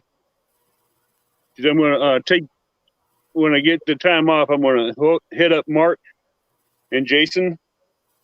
Make sure they have the time off, the time to where we can hook up and go fishing up there. Because I want to see about catching some of those big flats like Mark has caught up there, like that big, I think it was his personal best flathead that he caught. This nylon rope is what I use for a lure for gar. I'll try a looping to one end, a not looping one end. I'll cut the other end, unfray this, and brush it out. And we'll not use no hook in it. Huh. The gar will bite this, and it'll get tangled up in their teeth. They can't get loose from it. Interesting. And all you do is when you land them, take them out, and you just take all the frays out, cut off where they bit into it, and you just take your needle and those pliers and pull out the frays, and they're free to go. It won't kill them, won't hurt them. That's interesting. I've got my last spot that I've been fishing the last live I did. The gar had came up into the little cove there and drew out and pushed all the catfish out. Yeah, I've had that happen too. So right now I've been searching for new spots now. So how did you do that pin in chat to get that stuck in chat? Go into your actual YouTube live before it actually starts, and you can type in your own. I mean, you can do it right now, but normally it's just from YouTube. And then once you type it in and it comes up on there, it gives you that little 3 button right to the side of it, and then you say pin message. Okay. Yeah. Hey, Catfish and Crappie, I didn't know if you heard the answer to Kevin's last question. No, there is a third location I would like to go fish, but that's a 12-hour drive, and it'd be worth it. That'd be down in Creole's neck of the woods. Oh, yeah, there you go. Yeah. Creole saying, Gar, my best friend when locating catfish. Locating catfish. Yep. I'd say the Fox River, Powhatan, and the Mississippi River up there by the Quad Cities. 3 locations I really want to hit. We got 15 people still in the house. Mark says he did hear you. Hey, Mark, let me know when you get the info you need, and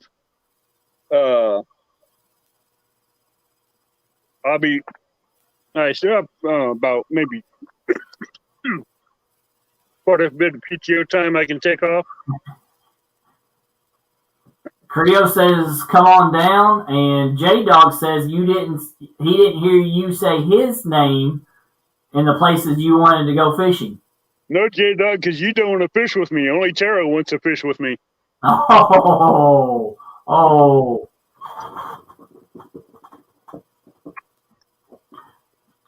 if you're now coming in, hey, Avid, will you grab that little bitty pole?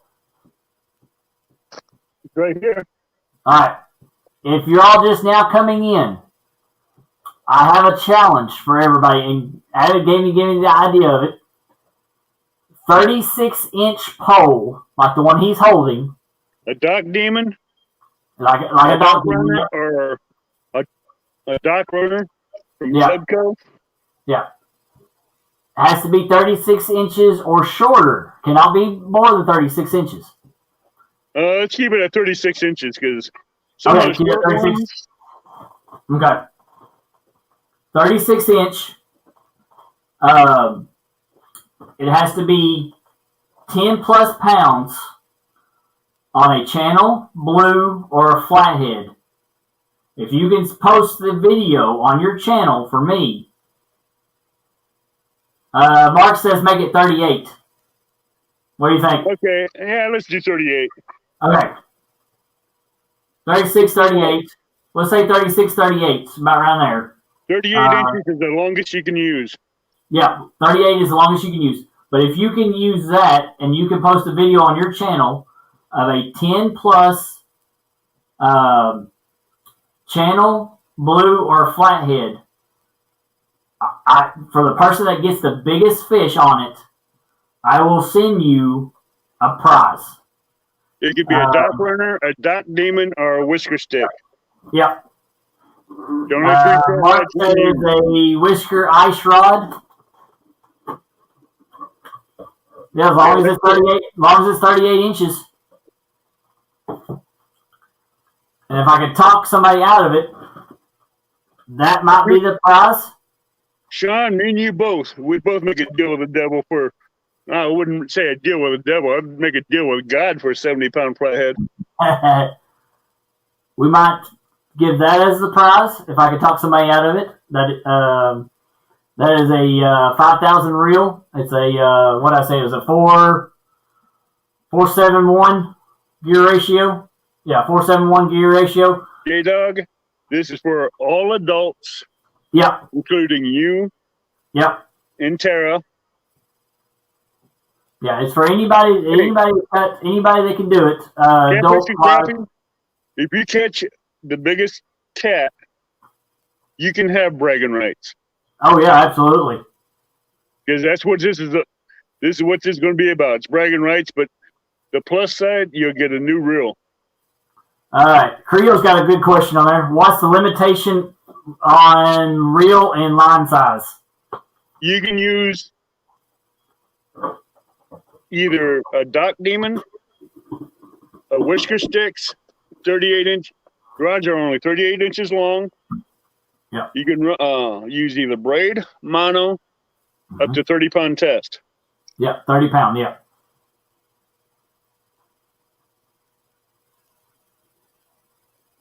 And you can catch a fish, a channel cat, a blue, or a flathead over 10 pounds. Yeah, it has to be over 10 pounds. Yeah. Yeah, I'll either send that reel. That reel also has a Bluetooth device on the bottom of it for bite alert up to 200 yards. So you can walk away 200 yards and it'll still give you an alert to your phone showing that you have bites. It's got GPS, it's got weather, it's got all kinds of little nice stuff to it. Catfish and crappie, if you have 65-pound braid already on it, don't worry about it. You're good. You can use up to 65-pound braid. Yeah. What's going on, Troy? So, fins, you can get these Dock Demons. There's a ugly stick and a Dock Demon Zebdo at Walmart for under $20. What's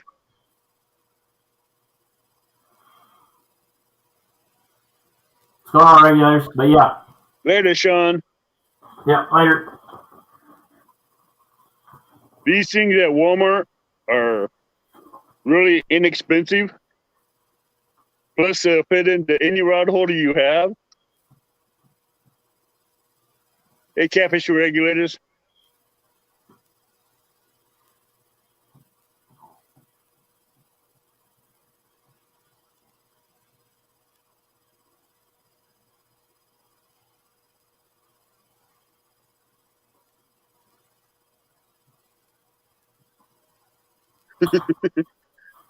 It's easy on a 14-foot crappie rod, but try it on a 36 to 38-inch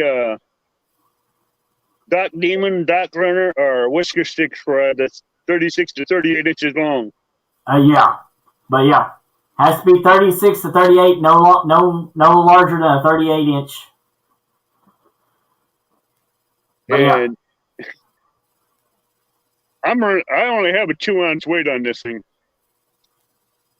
But yeah, if you can catch a 10-plus channel blue or flathead and post a video of you catching it on that rod on your channel, whoever's got the biggest fish between now and July 4th, I'm going to give you a month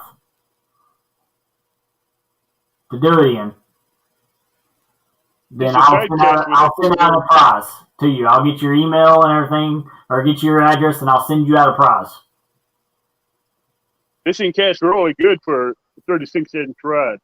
Oh, yeah. J-Dog says he's going to do it with a SpongeBob rod.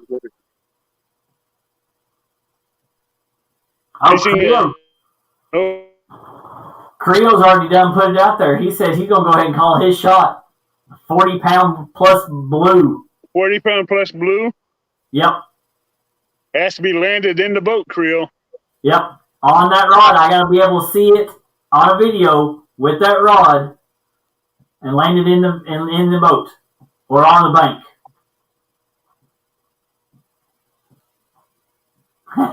Dan wins. Chrissy says we have a PJ Mask rod. Huh? Chrissy says they have a PJ Mask rod, one of the little kids' cartoon rods. That's small enough. Yep. Yeah, those are tiny. As long as it's no longer than 38 inches. Yep. Mark says he's caught his shot at 10.1 channel cat. I seen the cats he caught after Mendota, and I was impressed. Especially on what he caught it on. Especially in that little Whisker Sticks rod. Yeah. I was really impressed with that one. Huh. J-Dog said if he wins, will Avid finally wave at J-Dog? It depends on the size of fish you catch, J-Dog. Hey, he's been putting out some good little short videos lately. Yeah, I've seen him. There's some good. He's been picking up some good. Hey, you're beating me, J-Dog, on catching catfish. Guess how many catfish I've caught this year? 0. I'm a goose egg right now. I caught one down at Wren Lake. I've not caught any. All I've been catching is largemouth, smallmouth, and red eyes. That's all I've been catching. I caught a 7-pound channel at Wren Lake. I caught a 15-inch largemouth a few weeks back. So, But I'm ready. I'm ready to get out there. Oh, Justin says I double dare you. Double dare me to do what? Oh, Creo. What are they talking about now? Let's see. Good night, Mark, and enjoy. Oh, catch a 40. I guess probably catch the 40. So knowing Creole and the holes he fishes in. Oh, I guarantee it. That's a guaranteed. That's a guaranteed hit. Yeah. Because knowing Creole, the holes he fishes in down at the Mississippi at the basins where he fishes, he will be able to pull out some massive fish.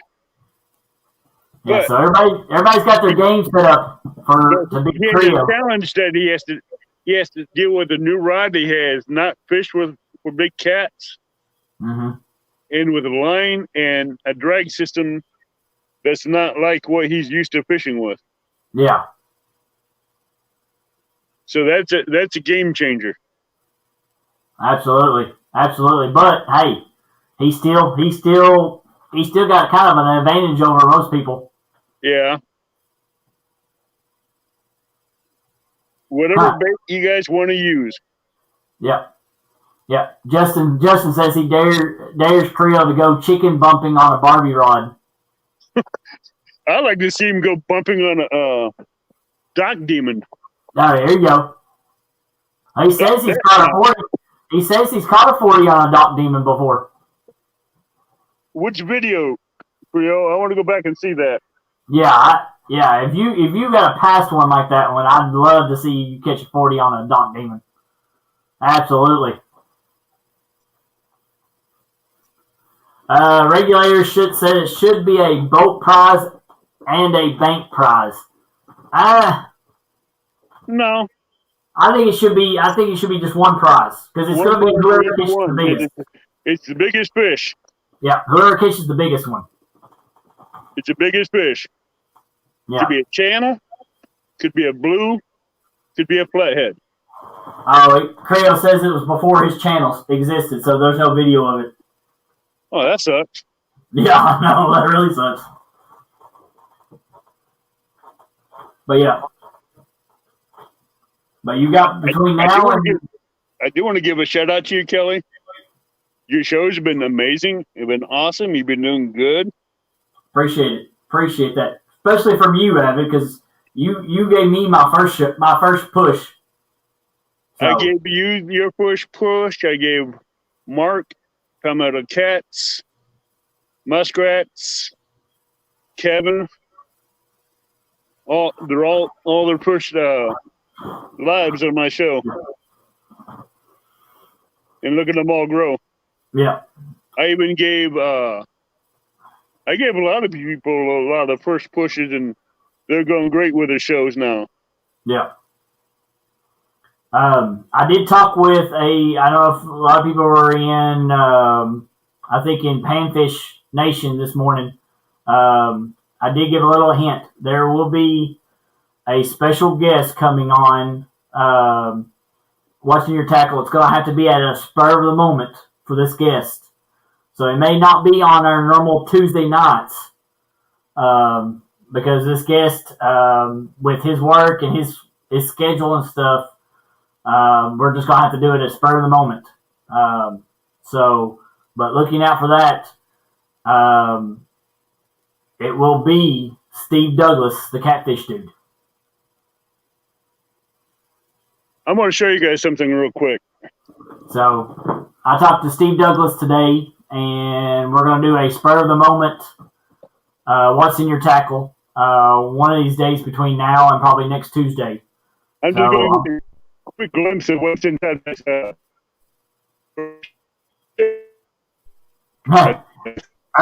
Ernie says it's Avid's kids. We're all Avid's kids. Whoops. There's all the coolers. Back in the back corner is all the rods. Yeah, you weren't joking. And there's all the tackle. Yeah, you weren't joking about it. No. I got more stuff in this shed than I know what to do with. But yeah, Creole, that's going to be cool. It's going to be cool to have Steve Douglas on here. That's a bass rod, bass bag. Plus, I also use the same lures for tiger muskies. And this one is same thing. More crappie jigs. More tackle down here. Crawdad traps. I got the big white rod there back in the corner. This one here. That is my 18-foot cat rod. So you having something even bigger. Yeah. Plus I got my tables, my tarps. I have everything I need in here for camping, fishing. And I don't know if you noticed on the bottom, there's two big white coolers, or the two big 150-quart marine coolers. Yeah. I use them a lot too. Now, here's a rod that some of you guys could probably, let me see if I can find it. This is a little kid's rod that is maybe 23 inches. Zebco floating combo. I would not use that one on a big cat. That one would not make it through a 10-pound cat because the eyelets are plastic. And Arnie says, "Do you fish, Avid?" Oh, I fish. I got rods I'm trying to get cleaned up to where I can give them to kids to where they can start catching bluegills and everything. But I got so many rods I have to go through and get cleaned up. It's going to take me a while to get them cleaned up. The rods are still in good shape. I just got to work on the reels. Yeah. Justin, the only thing you can catch is panfish. That's fine, man. Hey, that's all you can get to bites. It's panfish. Hey, throw some videos up there, panfish. We don't care. Heck, even if you catch a big 2.5, 3 pound crappie. Yeah. Guys, I appreciate everything you all been doing for me. Avid, again, appreciate what you've done for me, the push and everything. Your voice went to electronics again. I know. It does that. What about now? Can't hear a word you're saying. You're electronic. Can you hear me now?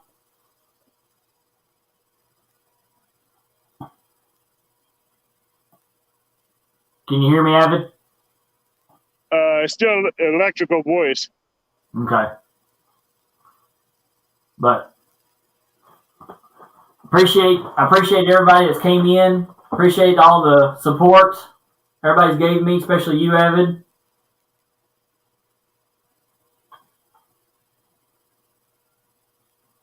Yeah, it's probably the connection between us.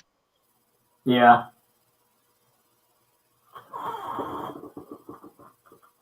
I can hear you good. What? I said I can hear you just fine. With everything that we all know on catfishing, let's help get the veterans out fishing more and get more kids out on the bank fishing. Absolutely. Absolutely. Let's get our future generations of fishermen and fishing women out there on the shore, catching bluegills, catching crappie, catching channels and big cats. Yeah. Let's keep this going. Yeah. I know 3+1's got a kids' day out coming up July 31st. If anybody has that link, please post that real quick. They're going to have a fishing for the kids. Oh, yeah. 3+1, if you're in here, please put your information up in chat for your kids rodeo, kids fishing tournament. If you don't mind, Kelly. Yeah.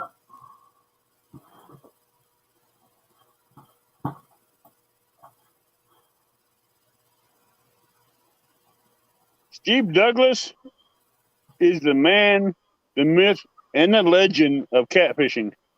Oh, yeah. Yeah. With the help of chat, which night do you all think might be a good night? I know tomorrow night we've got the Patriot James show. I'm thinking maybe Friday night. If he's available, I might do it Friday night. What's that? I'm gonna do a spur of the moment. What's in your tackle? And I'm gonna bring Steve Douglas on. I would say I'd say Friday night after the tea stands. Okay. If you can. Yeah. He comes on at what time? Because he's an amazing man. Oh, yeah. And you having him on your show, that's going to be a booster. Yeah, I got to talk to him today for a little bit, and the way his schedule is set up, I have to do a spur of the moment one. I can't set it up like in 2 and 3 weeks. No. Like I'll have to do it to spur of the moment because of his schedule. Exactly. Now, those of you know that Brad Caudell in chat, he will be my guest Sunday night. And the week after Brad Caudell, I'll have Judy and Darla as guests. There you go. 351 posted up the Future of Fishing Derby. Thank you, 351. Yeah. If you guys have any information about getting in touch with 3+1 Outdoors, yeah, either Larry or Cody. You can get a hold of them on Messenger on Facebook, or you can email them. Yeah, it's 3+1 Outdoors at gmail.com, I believe is their email address. I believe that's their email address. You can contact them through their email or Messenger on Facebook. Yeah. They're doing something amazing with kids, just like Roger is. With you put Roger's link up for the kids fishing rodeo or fishing tournament as well. Let's get these kids out here fishing and let's help them thrive and teach them right on fishing. Because that's something that I'm going to start doing at meet and greets, doing like a kids fishing tournament or casting tournaments and helping them learn their tackle and gear to make them better. Yeah. I'll be having some people help me, like Josh and probably Richard Ward if his schedule allows it or permits, and some other people helping me with that. Plus, I'm going to try to get some people to help me figure out how to get veterans out here on the meet and greets and go fishing with them. Right. So if you guys have any ideas that it's been doing one of my meet and greets and how it can be better, any ideas how you want to see it better for next year, let me know. Because this year we had 20-something people. I'd say almost 28 people there. Yeah. To show up. Oh, yeah. It was a good one. Next year, I hope it'd be more. Oh, yeah. Definitely. So, I'm thriving for bigger and better. Hey, it's just going to get bigger from here on out. But exactly. That's all I can hope for. Make sure you get over on to Muskrat Adventures. He's just now going, I think he's getting ready to go live. No, he ain't gonna be live tonight. He's spending time with his wife. He's spending time with his wife because he'll be going out to the Fishing for Freedom this weekend. So. Gotcha. I forgot about that. Yep. That's right. He posted that on Facebook. Yeah. So, Justin, how's Gabby doing fishing? He said something about maybe doing that show before Stan. Yeah, you could do the show before Stan. Yeah. Just like I said, you'd have to get with That's going to figure out what his schedule is. Right, which would work better. Yeah. Because I'd actually, that'd be a better idea, going before Stan. Oh, yeah. Yeah. I don't know if Roger's in chat or not. I've not seen him. I'd say he's not. I've not seen him the whole time, but if y'all got anybody else got any questions for Avid or anything? Jason, they can be in Florida where you can go fishing as long as they have catfishing. Yeah, it could. Yeah, J-Dog, it could be. Yeah, but there's hard shell catfish down there in Florida. Oh yeah, you can go. You can do the tournament from anywhere. It's especially the one with 3+1. You're on your own channel for it, and it could be from anywhere. So plus they have them exotic tiger stripe flathead catfish down there in Florida. There you go. Yep. Thank you, sir, friends. Yeah, I appreciate it. I tried to share. I didn't share everything I had, but it's quite a.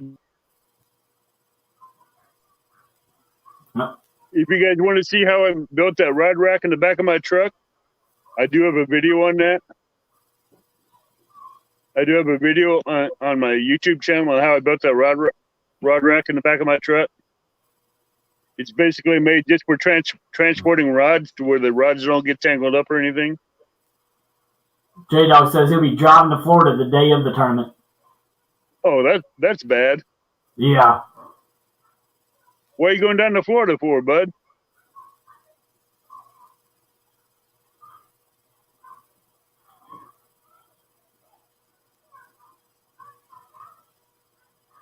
Sedge, where's Tara? I'd say they're all going down there. Oh, to enjoy the beach. Yeah, that's what he said. Enjoy the beach. Watch out for them sand crabs down there, JB. Them sand crabs will bite. Oh, yeah. Plus, the sand crabs out here make good bait. Yeah, I'd say they would. But like I said before, guys, I appreciate everybody coming in here. Everybody showing the support that they have each and every show, especially with Avid showing the support for all the channels, the pushes that he gives to all of us. Make sure y'all hit the thumbs up, share this feed out, so we can get some more people in here to watch this, and make sure y'all do go over to Avid's and watch his show that's coming Sunday, and also the next week with you said you had Judy Booty and Darla. After Brad Cardell. Yeah, Brad's on this Sunday, and then Judy Booty and Darla. After that one, yeah. Then I'm working on a panel to where you guys can pick their brains of Epic, Country Boy Catfishing, and Creo. There you go. That'd be cool. So I'm working on. I got to see if Epic would want to take part of that. Yeah. And if you guys missed last week's live stream with Country Boy Catfishing, go back and watch it. That was an amazing live stream. Oh, yeah. We had a special guest appearance with Epic popping up in there. which was really an honor to have him. So I'm working on getting those three together in one stream on one live. Oh, that'd be good. Definitely. Panel, so you guys can pick their brains and see how they all come together on your answers. Yeah, especially with all three of them. With each one fishes a different part of bodies of water, and each one fishes a little bit different than the other. So definitely with their knowledge and stuff putting together, we can come up some good answers. You see, you got Epic that was a fishing biologist. Yep. You got one that fishes in Tennessee and Kentucky. Yep. You got one that fishes Louisiana. Yep. And Epic also fishes my waters as well. Yep. So that'd be an amazing show if I can swing that. And he also does the Ohio too, so I mean he's got all that area. He does the Ohio, he does the Illinois, he does the Scary River. Yep. I think he's even done the Missouri. I think he's done it once. I'm not for sure. Yeah, I think he's done it once, but if you haven't seen Epic's new video he put out, the Scary River for channel cats, watch it. Oh yeah, that's an excellent video. He's got another one coming out. It's got a little bit more of the river that you all are going to enjoy coming out soon. Because I think at one point in time I heard, I think it's Steve or Scott say parts of that river would make your butt pucker. Yes, that ride. Well, I've talked to Sean and I've talked to Epic. That ride on the river, on that Scary River, you've got to hit it just perfect in the channel. If not, there's big rocks on each side that'll tear your boat all to pieces. Yeah. And it's basically a butt puckering ride. That's why I put it. It'll make your butt pucker. Oh yeah, it would. Absolutely. And that's a ride that will make you think twice. See, I've got an open invitation to go to the Scary River, and I'm looking forward to it. Where do you live? I live about 4 or 5 hours south of him. Do you live in Illinois? No, I live in Kentucky. Okay. Yeah, I'm down here on Lake Cumberland. So you're only 2.5 hours from me. Yeah. I'm in Belleville. Yeah. Yeah, I'm about an hour from the Cumberland river that goes over towards you. Yeah.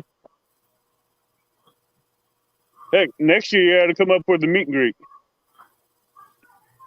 I've got some stuff on the works. I might not be able to make it next year, but the year after that, I definitely gonna be able to hopefully be able to travel a lot more. Yeah, a lot more. Because I know your work is preventing you from doing that right now. Oh yeah. Owning your own business the way I do it really limits you on what you can do. So I'm pretty much stuck how I am right now. Dan, riding on the Scary River with Epic will make your butt pucker. It's like I always think it in my head when I say the butt puckering is just imagine putting pepper H on your butt. I'll put it this way: you have a jet boat, 5 foot wide, flat bottom boat, going up a Scary River, and every time he hits a bump, your butt's puckering, hoping you don't come down on a rock. Yeah, and he's going 25 to 30 miles per hour through this. If not faster. If not faster, yeah. His video that he just put out, he was doing 25, in between 25 and 30 on it. And he was cruising. Yes. He took it all the way up to a low water dam and fished up there and came back down and park right next to a giant boulder when the water's up. That 3/4 of that boulder is underwater. Yeah, he says he usually always anchors to the front of it. You barely see that boulder, and the bridge there, the concrete pylon underneath of it is almost underwater completely. It shows you the white line.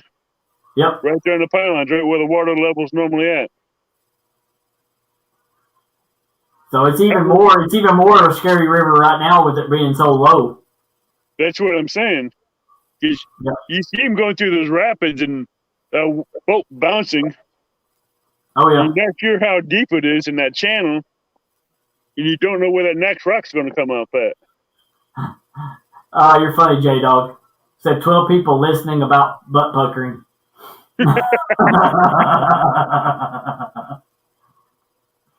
But like I said, I appreciate everybody on here. We got 12 people in here. It's been a great show. Tune in next week. We have the Caterman from the Ventures of the Caterman that fishes up there. Amazing show. Yeah, he fishes up there in the DC area with the Baltimore Angler and him. So he's going to be. Me and him's been talking back and forth last couple weeks. So he's going to be on the show next week. Then we got Patriot James on the week after that. And hook up with Elstan and Haslife. Yeah, I already had Has on. Chunky Cats and 2.0. Yeah, those are the next two that I've got to get a hold of and see. Outdoors Addiction be a good one, Jesse. Yeah. Oh, I've got that's who's after Patriot James. I've got No Real Loss. That'd be a fun one. Becca or Bex and all them. I'm gonna have all of them with No Real Loss is gonna be on after Patriot James. They have some good videos. Yes, they do. They have some good lives too. I've seen a few of their lives. Yeah, they do good, especially fishing where they're at. Like they're on a busy little area. Yeah, they fish the same area as everybody else up there. Yeah. I'm trying to get DMV on my show once. Yeah. I still gotta get a hold of Flatty Daddy. That's another one I want to get on the show. He's doing real good. Any of you new younger channels want to get on the show, get your name out there and faces to your name, hit me up on Facebook Messenger or my Gmail. Yeah. Dana Niesel, all lowercase at gmail.com. Yeah, definitely hit up Avid if you're definitely wanting to get a push. Because trust me, I wouldn't have the people in my shows or watching my channel if it wasn't for Avid, if it wasn't for Stan, them giving me a chance to be on their shows, getting the pushes. So, but yeah, I've enjoyed it tonight. I was glad I was able to get out the information that I use. Hopefully, some of you guys have the ideas what catfish backpack tackle boxes are good for, because you just put it on your back. You don't have to worry about carrying it. Gives you extra hand to carry your rods, your nets, and your chair. Yeah. Will I happen to struggle with carrying a tackle box with it as well? And remember, you can get that PC1 backpack off Amazon. J-Dog says you're the godfather of YouTube. No, I can't take that title. That's Lyle Stokes and Steve Douglas and Chris Flores. There's another one I'd like to get on here. I'd like to get Chris Flores on here because I have questions for him on a certain joke he put out. Well, I will see if I can get a hold of him. Because that joke put Stain's epic blooper of the year on my live. If you don't know what I'm talking about, go back and watch my live with Paula Smith, guest, and you'll see what I'm talking about. Maybe an hour back from the end of it. Yeah, it's about an hour or so. Yeah, you'll see what I'm talking about.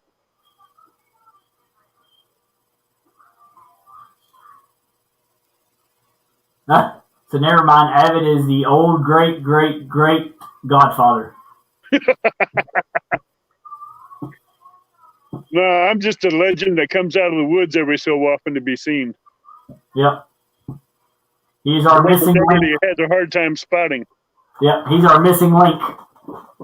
But this missing link loves ribs, roasts, and good barbecue. Yep. There you go. And a good dessert. I didn't see a joke, Dan. Oh, because he says it will make your butt what? Oh, yeah.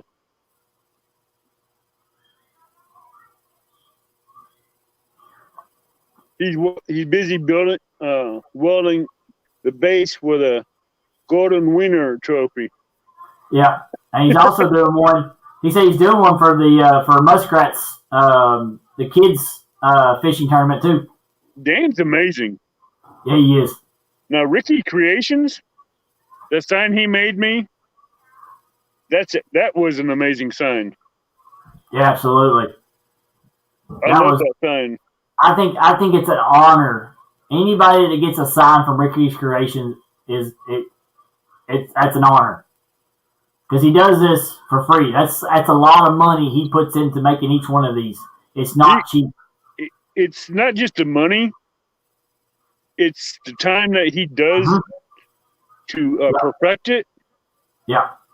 To etch it. Actually, he does the blueprint etching of it for proof. Then he puts it on the glass and etches it. Then he has to do the LED lights on the base. Makes the stands and does the wiring, does the remotes. Then he has to build the box and the styrofoam packaging for it so it don't break in shipping. That's a lot of work. Yeah, absolutely is. But feeling the weight of that sign, that's not a light sign. I'd say that's almost like a 6-7 pound sign by the weight. Yeah. But what's that Dan said?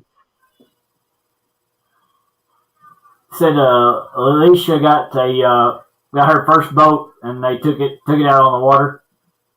So the next time we see her in the chat, to give her big thumbs up.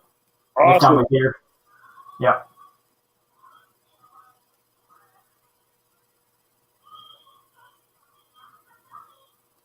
But a 10-inch sign. Oh, we got an alien in the house. Oh, greetings, Earthling Mr. Douglas. I call Mud Dugger alien. He was in the chat with Panfish, and I said, greetings, Mr. Douglas. Mr. Earthling, he said, "Aw." He says he called me Earthling.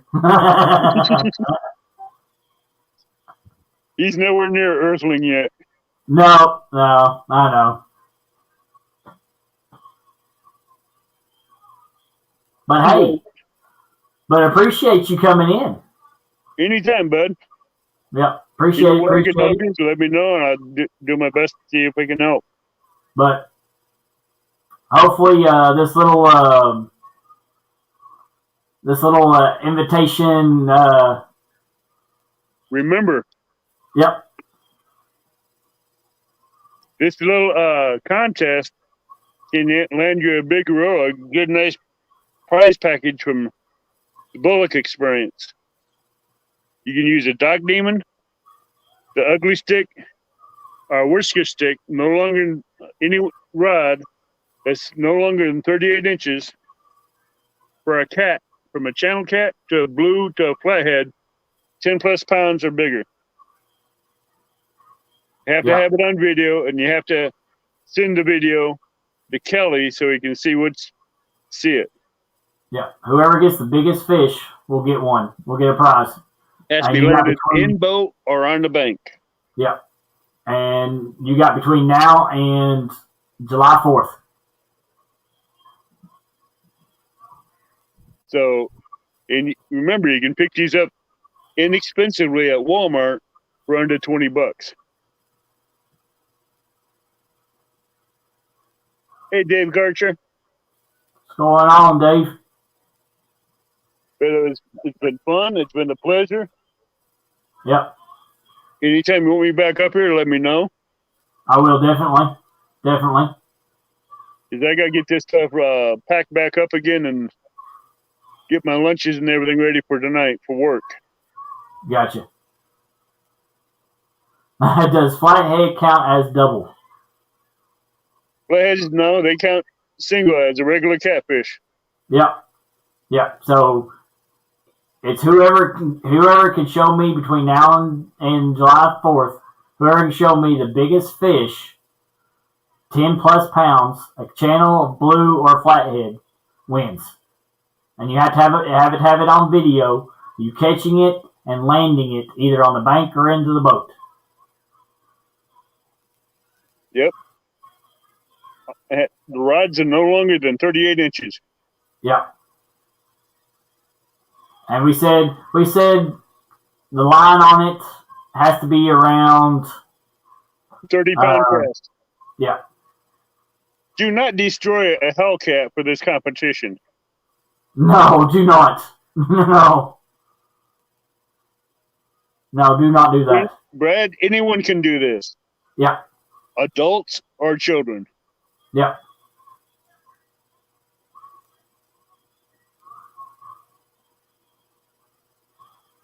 Adults or children can do this, even a vet. Yeah, it's anybody. As long as the video shows that they are catching it on that rod and landing it on the bank or on a boat. It has to be brought in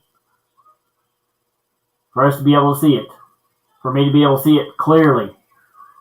And then whoever has the biggest fish at the end of the contest, which will be July 4th, then I'll do a video announcing the winner.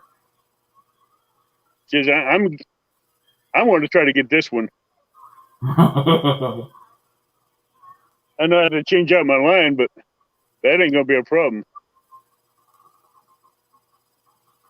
Yeah, but I appreciate everybody coming in. Make sure you all hit the thumbs up before you leave if you haven't already.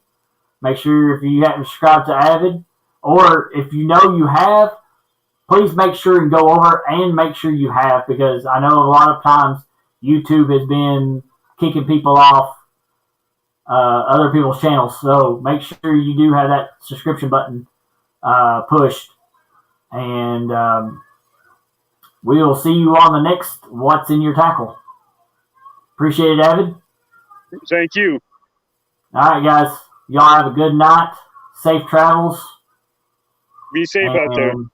Yep. And good fishing. God bless you all. Yep. Peace. We out for the day.